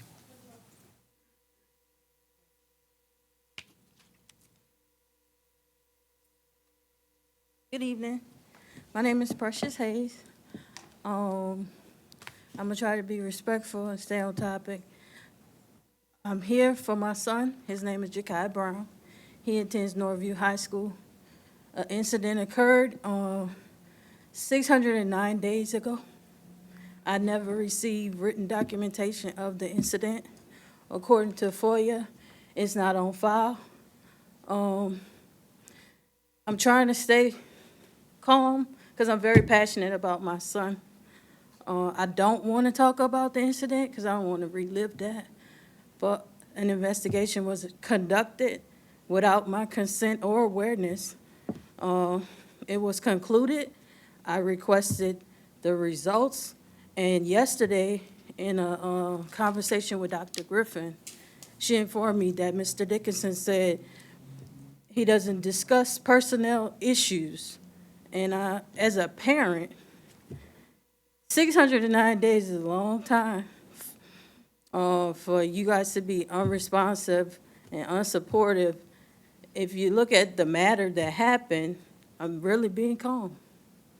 I'm a retired chief, and I know how to project my tone. I know how to adjust my bearings to get my point across, and I'm not trying to come with that kind of aggression, but that's my child. The policy that was being enforced that school year does not exist. A new policy is being implemented at Norview that does not exist. It's a pattern of behavior, and I'm just trying to address it at the core. I know about policy enforcement because that was my job in the Navy. I did my research. I'm tired of asking for help. I'm trying to lead my son the right way. I was not led the right way as a child. My parents were very aggressive when it came to me. So I just hope and pray that we could come to some kind of common ground and resolve this and put preventive measures in force so that it don't happen again. Because his safety and well-being are my priority. That's why I'm here. It's a new school year. 609 days is a long damn time. And with all due respect, I'm not trying to be disrespectful. I just need some help. I've been cleaning the school grounds since January 24, 2024. In the snow, in the rain, I'm outside. I need that same kind of energy. Thank you. Carl Poole.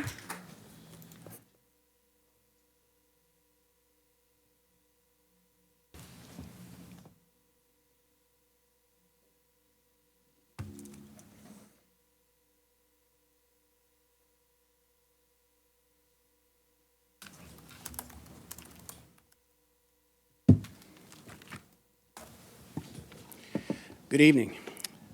Chair DeCalagero, Dr. Pohl, members of the board. My name is Carl Poole. I don't have any children in Norfolk Public Schools, but I'm a former student. I didn't come here tonight to tell you what schools to close or which specific closure plan you should choose. Instead, I want to speak about the process and share with you a few points that I hope will guide you as you move forward. Now, let's be honest. You have not had the time necessary to do this well. City Council levied a threat against you back in March, and the school division has been in a rush ever since to develop a closure plan. That threat to play with NPS's budget allocation may not affect you directly as board members, but it very much affects teachers, families, and students. It was, in effect, a threat against entire school communities and against the continued academic growth and success of NPS students. Doing this well means several things. It means transparency, being honest about the real costs for school communities who are being displaced, and opening up the conversation about what the next steps are in redeveloping the land and property of schools that are being closed. It means equity, understanding exactly what burden students and neighborhoods will face, and ensuring those burdens don't fall hardest on the same communities that have historically been asked to sacrifice the most. But it also means authentic community engagement that takes as long as it takes. Not just a handful of meetings with facility condition index charts, but neighborhood-level listening sessions, comprehensive outreach to families, staff, and students, and a process where their voices genuinely shape outcomes. Norfolk deserves a plan that is credible, fair, and trusted by school communities. If there is to be a closure plan at all, that requires you resist the pressure to rush and instead commit to a way forward that people can believe in, even if they disagree with specific decisions. The way you handle this will be remembered for years, not only because of your decisions you make, but for whether or not the people of Norfolk feel respected, heard, and represented in the process. I urge you to prioritize the quality of your work in this, and not the quantity of time it takes. Thank you. Next, we have Kathy Brognax and Kaylani Brognax.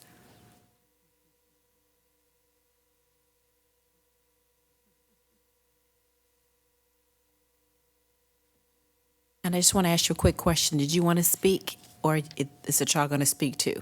Both. He's gonna speak. Okay, awesome. You can lower the. Not shy about her.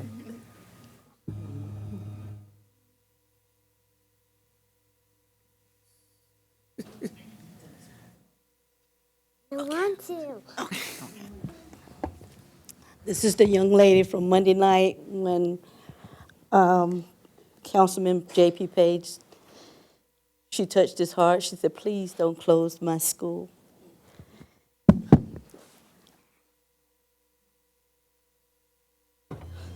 I'm a little bit taller than she is.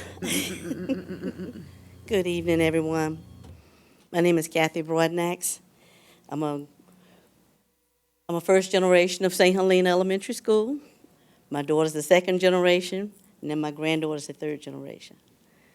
I grew up in Berkeley, so this is my heart, it's a compassion. I'm also the family engagement specialist there, and I've been at St. Helena for 25 years, 28 years in the system.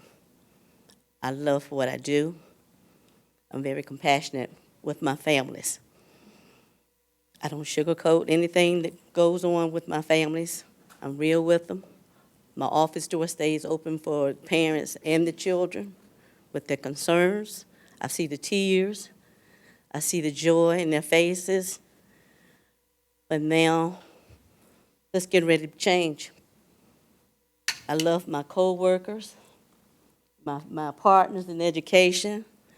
We couldn't ask for better partners, from First Baptist to New Hope. They've bought wash and dryers. All I had to say about, I need coats for the children. How many do you need, Ms. Broadnax? And they bring me a check. I feed 60 to 70 families for Thanksgiving every year. Every child at St. Helena receives Christmas presents. I have angel trees from WHRO. I have angel trees from First Baptist South Hill. Everyone wants to see St. Helena excel, their children to excel. I want to see them excel. You know, our fifth graders, if they go across the water, they'll be there to ninth grade. In the past, they've been to Blair, but if they go to STEM, they'll be there until ninth grade. And we have an issue with that being on the same side of the water for that longer time. They don't experience anything outside of the neighborhood. So I plead with you, I beg you, on behalf of St. Helena, the staff, and we are fully staffed, I want to say that. Please don't repurpose St. Helena. Thank you for your time. Jakai Brown.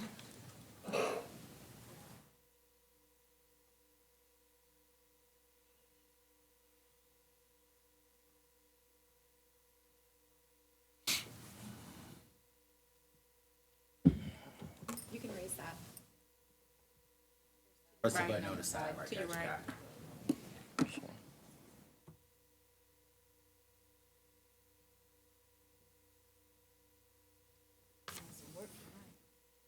Good evening. My name is Jakai Brown. I'm a current junior in Northview High School.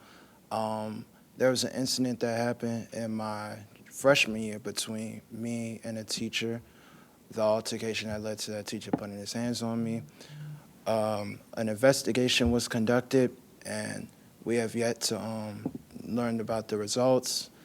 I'm assuming a staff from the school board had an interview with me, and he had told me that they were going to get back to us, going to let his bosses know, but we have yet to find out anything of this discussion.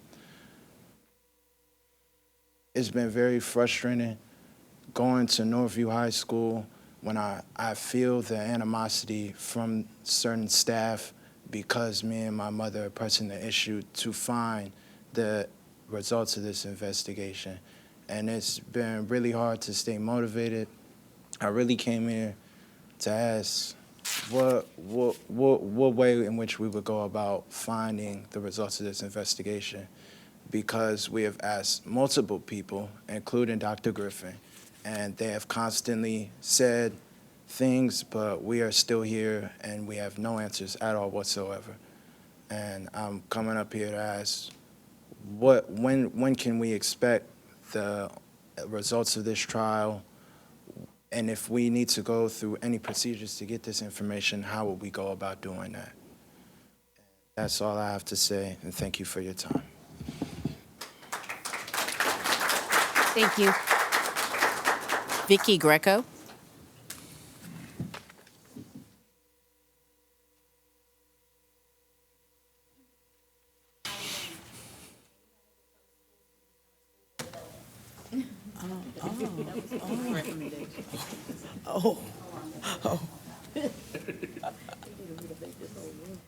Good evening, happy 21st day of school, and happy Constitution Day. I'm Vicky Manuga Greco. I'm an NPS alum and Lake Taylor High School graduate, parent of 3 NPS graduates, former special educator, and surrogate parent, volunteer for a student with disabilities. I've served on NPS stakeholder committees before, for previous administrations over the last dozen years or so, including strategic planning committees, the Equity Policy Task Force, Special Ed and Gifted Ed Advisory Committees, as well as the Facilities and Educational Planning Advisory Committee, about as far back as 2 different consultant vendors than the current one. So as far as school closures and rebuilds, I've been here before, and we've been here before as a school community. However, there certainly have been more lessons learned than in 2014 when I and others like Mr. Stahls and the now long-serving board member, Ms. Basine, volunteered many hours away from our families and work on the Facilities and Educational Planning Committee to come with a comprehensive recommendation about evidence-based strategies for educational programming that fits into facilities, school facilities. I'm grateful to the NPS governance team for taking the time needed to work through this essential process for right-sizing our school to ensure ultimately the end goal, student achievement for all our kids, including our students with disabilities and learning differences. We really need to ensure that these facilities that we determine will carry us to the next generations will house programs that focus on the 5 C's of Virginia graduates: critical thinking, creative thinking, communication, collaboration, and civic engagement and service. So I wish the school board well in productively working together, because this self-imposed mandate by city council was more of a soundbite. 10 schools closed in 10 years. It wasn't evidence-based driven, so I hope that when you guys meet with them in a joint meeting, in your upcoming joint meeting on October 7th, you really do have a meaningful exchange that's based on data, that's based on real evidence about impact on neighborhoods, the health of neighborhoods, the health of students, and the well-being of our city, because the schools are truly our community centers. So whatever feeder patterns you determine, I'm glad that y'all are going to integrate that into a comprehensive plan. It can't be looked aside. We can't piecemeal strategy. It has to be good. Please, please look at the options, work together and determine whether we need more time. I'm not talking about continuing to talk about Maury. We've been talking about it for 10 years. We know some of the key points that need to happen. We don't know essentially if we need to close Ghent to have stadium that we've done well without. Go Commodores, I'm a Titan, but they've won championships without a stadium. Thank you. Thank you. Brian Nguyen. Brian Nguyen. Oh, okay. Yes.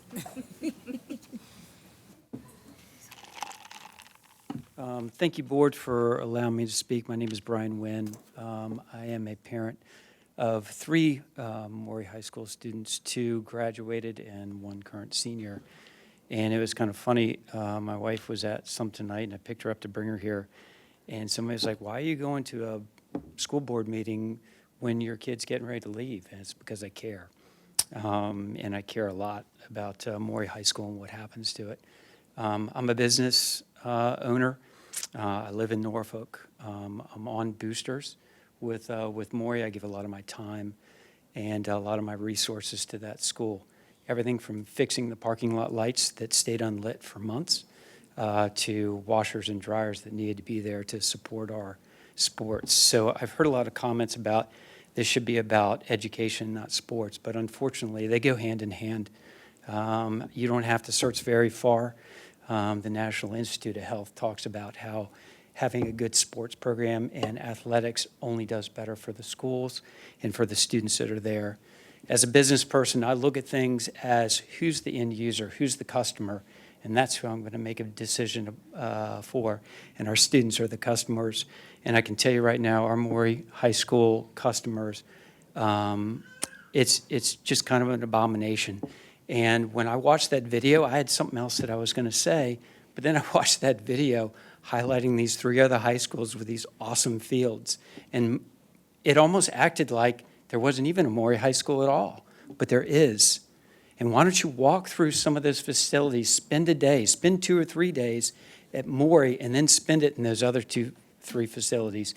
They're night and day in what our kids have to deal with. And yes, we still produce results, but think about what can be done if we have the facilities that are there that are appropriate for our students. I can't even think in a business world where having 20 years of due diligence to make something happen would be appropriate. It is absolutely not appropriate, and it would not fly in the business world at all.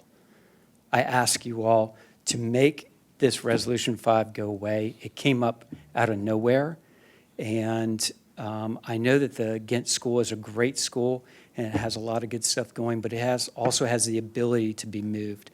Maury High School does not. So a couple facts. Maury will not have the same athletic fields as the 4 other high schools, including Granby.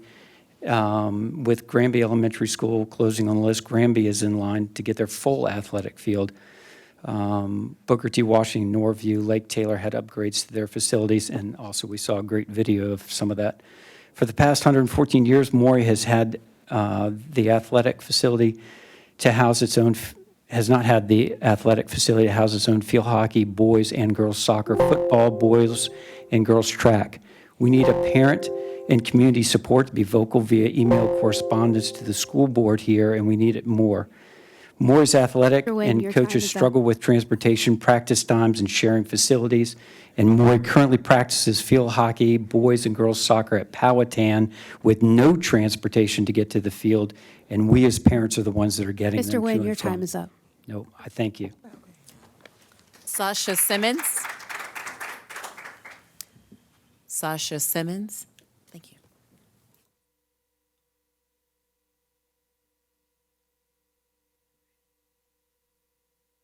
Good evening, everyone. I came here with a speech wrote, but I'm angry because y'all sitting here and play in our faces. Where is the input when y'all came to PB Young Elementary School and asked for a survey, and we told y'all that we did not want our children in Ruffin when y'all tore down Tidewater Park? And what did y'all do? Y'all still put our children in Ruffin when we told you not to. Let me tell you something. This city is very much so very racist. I hear so many people talk about how Donald Trump is a white supremacist, but you sit here and you hold up these power structures that are racist. Schools should not be sitting here battling to stay open. And let's look at the real cause of why the schools are failing. Let's look at the root cause. Is it because we have no qualified teachers and a lot of long-term subs? Why are we not talking about the real reason why these schools are not performing? Why? Is it because you care more about the political? Is it because you care more about your title? Is it because you care more about your pockets? We should not be doing this. I should not be looking at the screen in 2025 on my phone and y'all talking about black students' reading scores in 2025. This city is racist, and then you sit complicit and you uphold it, but you want to point fingers at everybody else. It's ridiculous. And I'm tired of y'all playing in my face like that. I'm tired. Do you understand me? I am tired. I had to get my children into 3 out-of-district schools because the schools are failing in my community, which is all black community, failing. When I went to Young Terrace, that school was thriving, and it was all black. I had qualified teachers who taught me how to read. I went into J. Cox Elementary School during Black History Month. They had Drake on the wall. What about Sojourner Truth? Why are we not learning about our historical heroes from Norfolk? What is wrong with y'all? What is wrong? Stop playing in my face. Stop playing in my face. Candace Gabriel, please.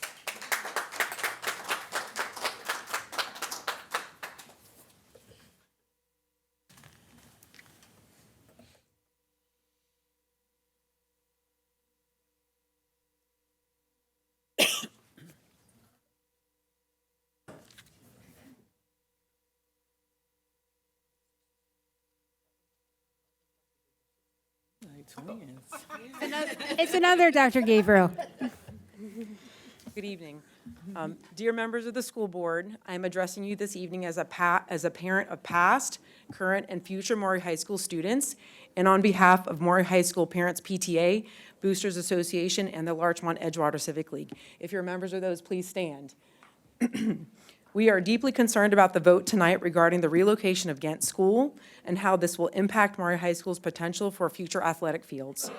Maury has operated, as you've heard this evening, for over 114 years without a full athletics complex for football, field hockey, soccer, track, and lacrosse. Without relocation of Ghent School, Maury would remain the only high school in Norfolk without its own regulation track, soccer, field hockey, or stadium.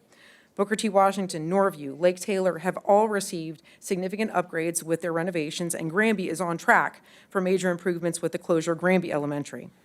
Maury athletes, as you know, have to rely on transportation to off-site facilities that are not within walking distance, ride with each other, get parents to take them, there's no bus, and a lease at ODU's Powhatan Field in order for them to practice. We urge the school board to vote for a plan that safely, appropriately, and responsibly relocates Ghent School to ensure that Maury High School has the same caliber of athletic facilities as every other Norfolk high school. Spending $220 million to rebuild Maury without appropriate upgraded athletic fields is very short-sighted and totally misses the mark. It's like making a really expensive recipe and leaving out one of the key ingredients. A 21st century Maury with an up-to-date building, first-rate education plan, and appropriate athletic fields is attractive to existing as well as new businesses and families and benefits everyone. This is not Maury versus Ghent or academics over athletics. We can have all of it if we creatively and collaboratively and considerately plan how to do this. And we urge you to vote carefully tonight in order to make this happen and make it a realization. Thank you for your consideration. And I believe the name is Jessica Berg.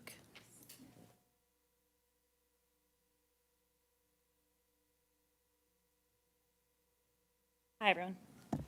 My name is Jessica Berg. My daughter is a student at Norview High School. I have a bit of a subject change for you guys. Just wanted to voice some concerns, not regarding the vote tonight. I'm asking that the council expedites and makes available policies being written in regard to the use of band booster funds or other booster accounts. Norview High School administration has limited the marching band's use of established booster funds, and during a meeting today with administration, I learned that policies are being created in regarding the use of the funds, and while waiting for them, booster funds are restricted, causing delays in acquiring uniforms and other miscellaneous needs for the team. It's my understanding that this restriction applies only to the Norview Marching Band Boosters account, and that all other clubs such as ROTC and cheer and baseball are still available for use while waiting for policy. I wish that I could confirm this information, but unfortunately my scheduled follow-up meeting with admin and the rest of the band parents was unceremoniously canceled without notice, so I'm unable to come to you with definitive answers, only what I hear from other concerned parents wondering when our children will have winter-appropriate uniforms and how we will be providing meals during the long competition days ahead. I ask that council expedites, clarifies, and makes readily available to parent volunteers as soon as possible the policies. The season has already started for the children. I would also like to state that I appreciate the council's prompt response in regard to my email about equitable use of the new fields for all student activities. The marching band's ban on the football field was chalked up to a simple miscommunication between staff members at all levels. And after seeing the way that admin handled canceling concerned parents' meetings today, I understand why that happened, but thank you for your help. That's all. Chairwoman DeCalagero, we adjusted the number of speakers, and it's 26 speakers that was here this evening, and this concludes our speakers. Thank you.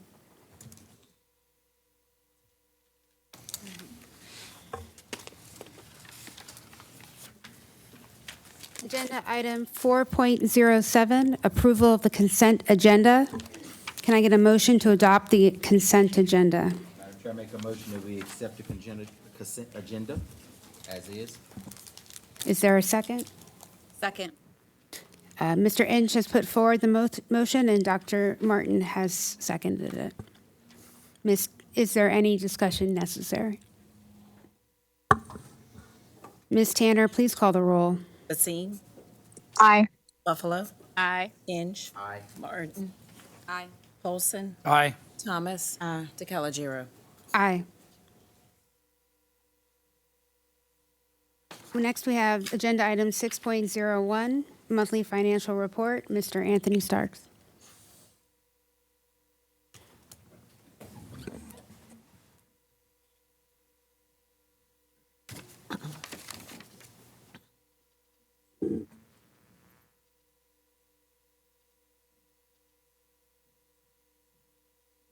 Good evening, Madam Chair, Superintendent, and members of the board.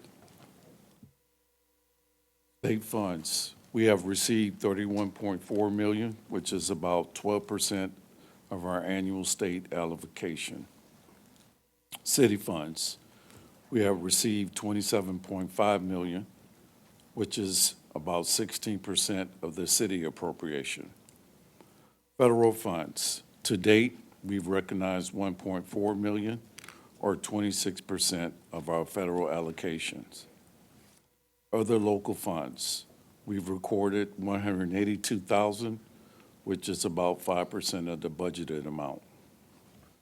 Assigned fund balance, prior year items including PIR funding, FY25 encumbrances total $24.1 million, and these have been fully recognized. Bringing this together, total revenues recognized are $83 million, or nearly 18% of the budget. On the spending side, total expended or encumbered is $58.8 million, or 12.6%.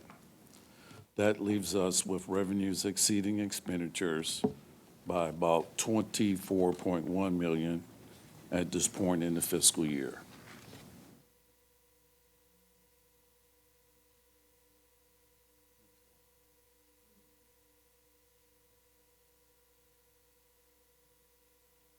Turning to the budget summary, the board's revised budget for fiscal year '26 stands at $466 million. Through August, we have $25.1 million in year-to-date expenditures, $12.5 million for the month of August, and $46.3 million encumbered.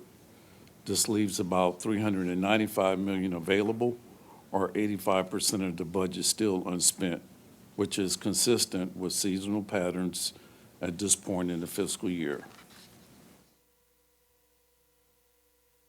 I want to highlight some negative balances that are in the report. You'll see a few negative available balances: special education, purchase services, capital outlay, internal services, vocational education and training and travel, extracurricular materials and supplies, and non-LEA state programs. On yesterday, I reviewed these budgets again with my budget and accounting senior directors, and we confirmed that these negative balances are a result of the following: unposted transactions, requisition errors, and configuration errors in Munis, our accounting system, not as a result of overspending. More importantly, these corrections are being made and all programs remain within their approved budgets. The corrections are being made and you will see the corrected balances in next month's report. More importantly, no program reductions or financial shortfalls are implied by these negatives. This concludes the budget summary.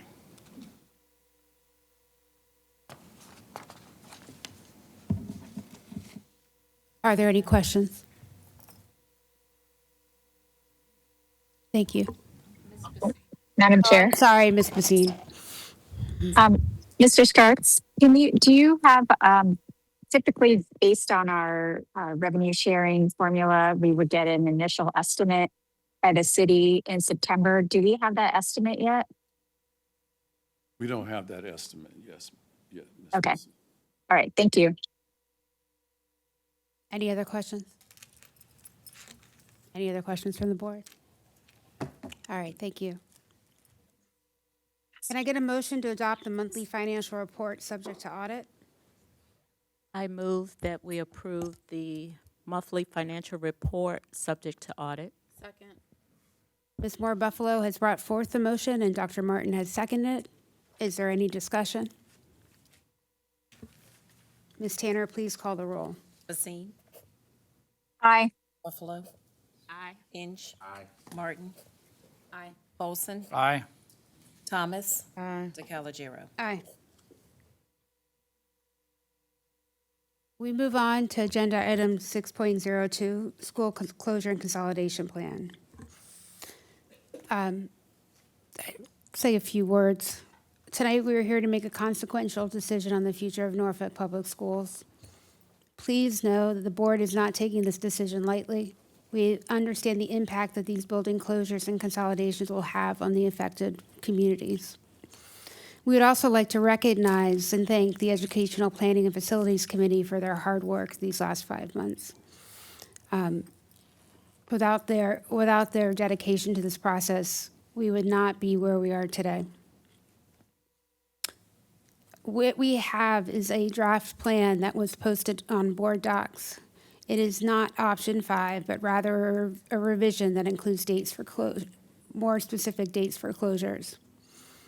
There are a few things that I would like to point out with this plan.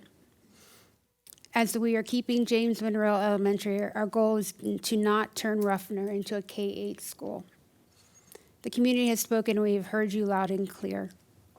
With a consolidation of this size, we will be able to offer additional student supports across the division where needed to strengthen academics. I would also like to put forward a potential amendment to this plan to include a moving of the Ghent program by the fall of 2027, with the exact location to be determined by the administration no later than spring of 2026 after rezoning process is completed. Please know that the relocation of Ghent is to let the program expand and grow, and not based on fields for Maury, rather the academic needs of the program. So, is there a motion to adopt the draft plan?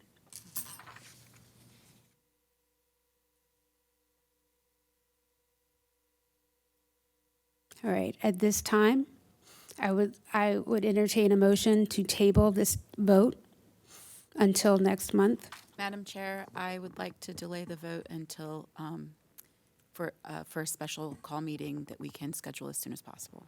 Okay. Is there a second? I second. I'd like to make an amendment to Dr. Martin's proposal and amend that we have the special call meeting on Monday, next Monday, 22nd. I will call the special call meeting, and I will check with everyone to make sure that they can be here.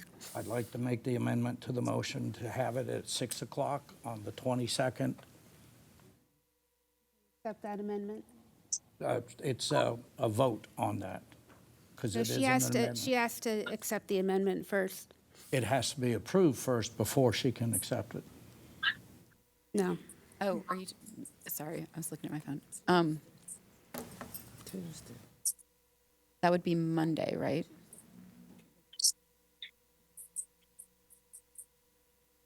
Madam Chair, Yes, ma'am.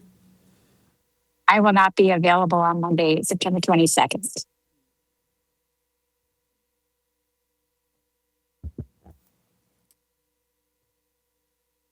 You won't be here on Wednesday. However, I do support delaying the vote. All right, let's take a step back. We do not have consensus on having the meeting on the 22nd. I'd like to propose my own amendment that the special call meeting take place on Wednesday, the 24th And 24 of what? of September. We're gonna be in Charlottesville. We leave that we evening for can't. Charlottesville. That is a problem. Unless we had it earlier in the day.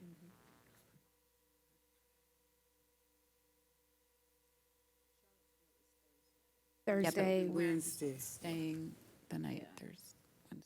I'd like to propose that we have the special call meeting at 3 p.m. on the 24th. And 24. Okay.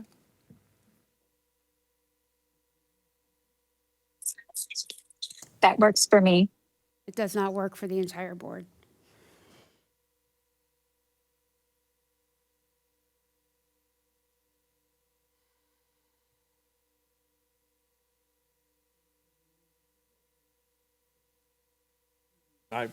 If we're going to Charlottesville, I can't do that. Because of the time to travel. up Right, to- that's why I was trying to leave it up to. Monday the 29th. This is what it looks like. All right, I propose Monday, the 29th. I can do that. Can do that. Is there at 5 p.m.? Fine. 5 p.m. I can do Madam, that. Yes. Madam Chair, Yes. may I suggest that we also try to get Mr. Sturts to participate along with us so that we could hear some of the, perhaps some of the pros and cons of some of the things that we talk about. That might be helpful. We can ask, maybe Yeah. we can have him join us by video. All right.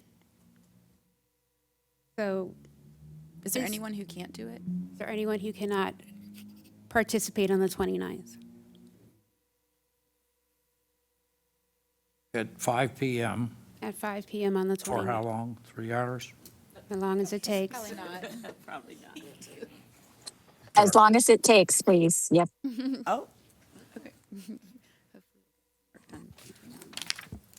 All right, so first we need to vote on a motion to table the vote. Yes, but do you, without Colonel Paulson's amendment, or changing Colonel Paulson's amendment to Monday, September 29th? I withdraw the amendment to the Okay. motion. So back to the original motion on the floor.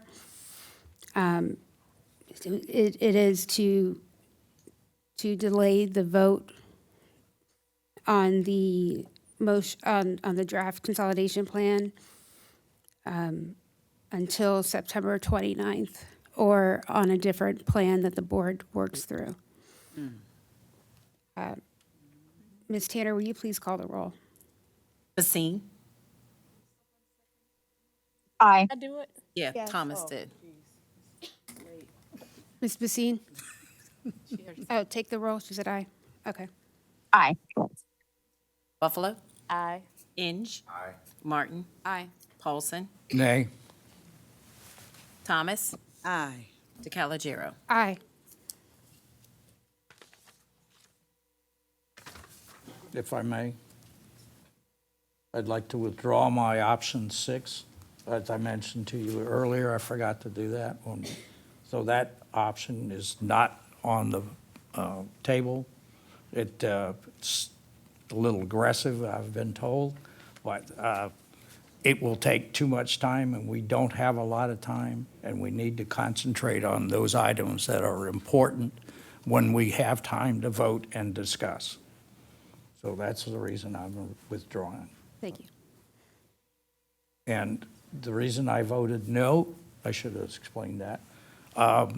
I think it's too far in the future. I think we need to do something. All of us said we have conflicts, and I think it was mentioned once that we should be more available when we have these special calls. And waiting to the 29th, I don't think is a wise choice. Thank you. Thank you. Next, we have agenda item 6.03, the budget timeline presentation.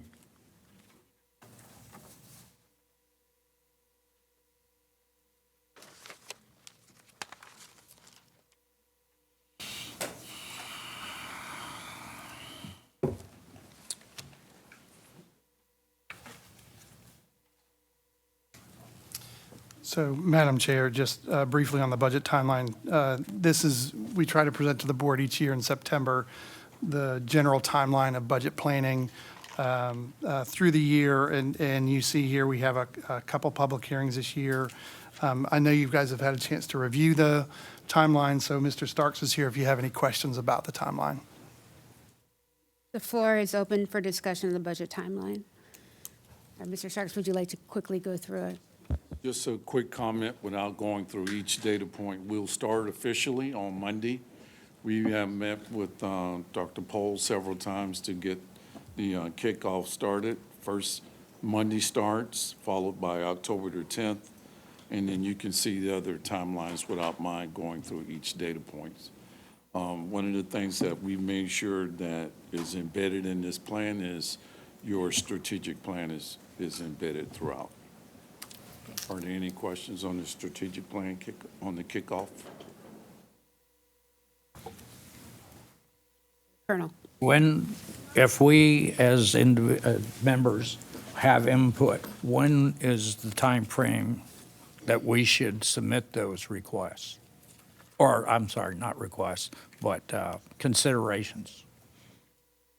So, Colonel Paulson, anytime, of course. However, this year I do plan on doing 2x2s or one-on-ones with board members prior to bringing the budget to the board as well.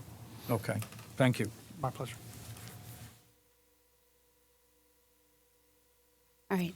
No further questions? Thank you. Agenda item 7.001, this meeting is adjourned.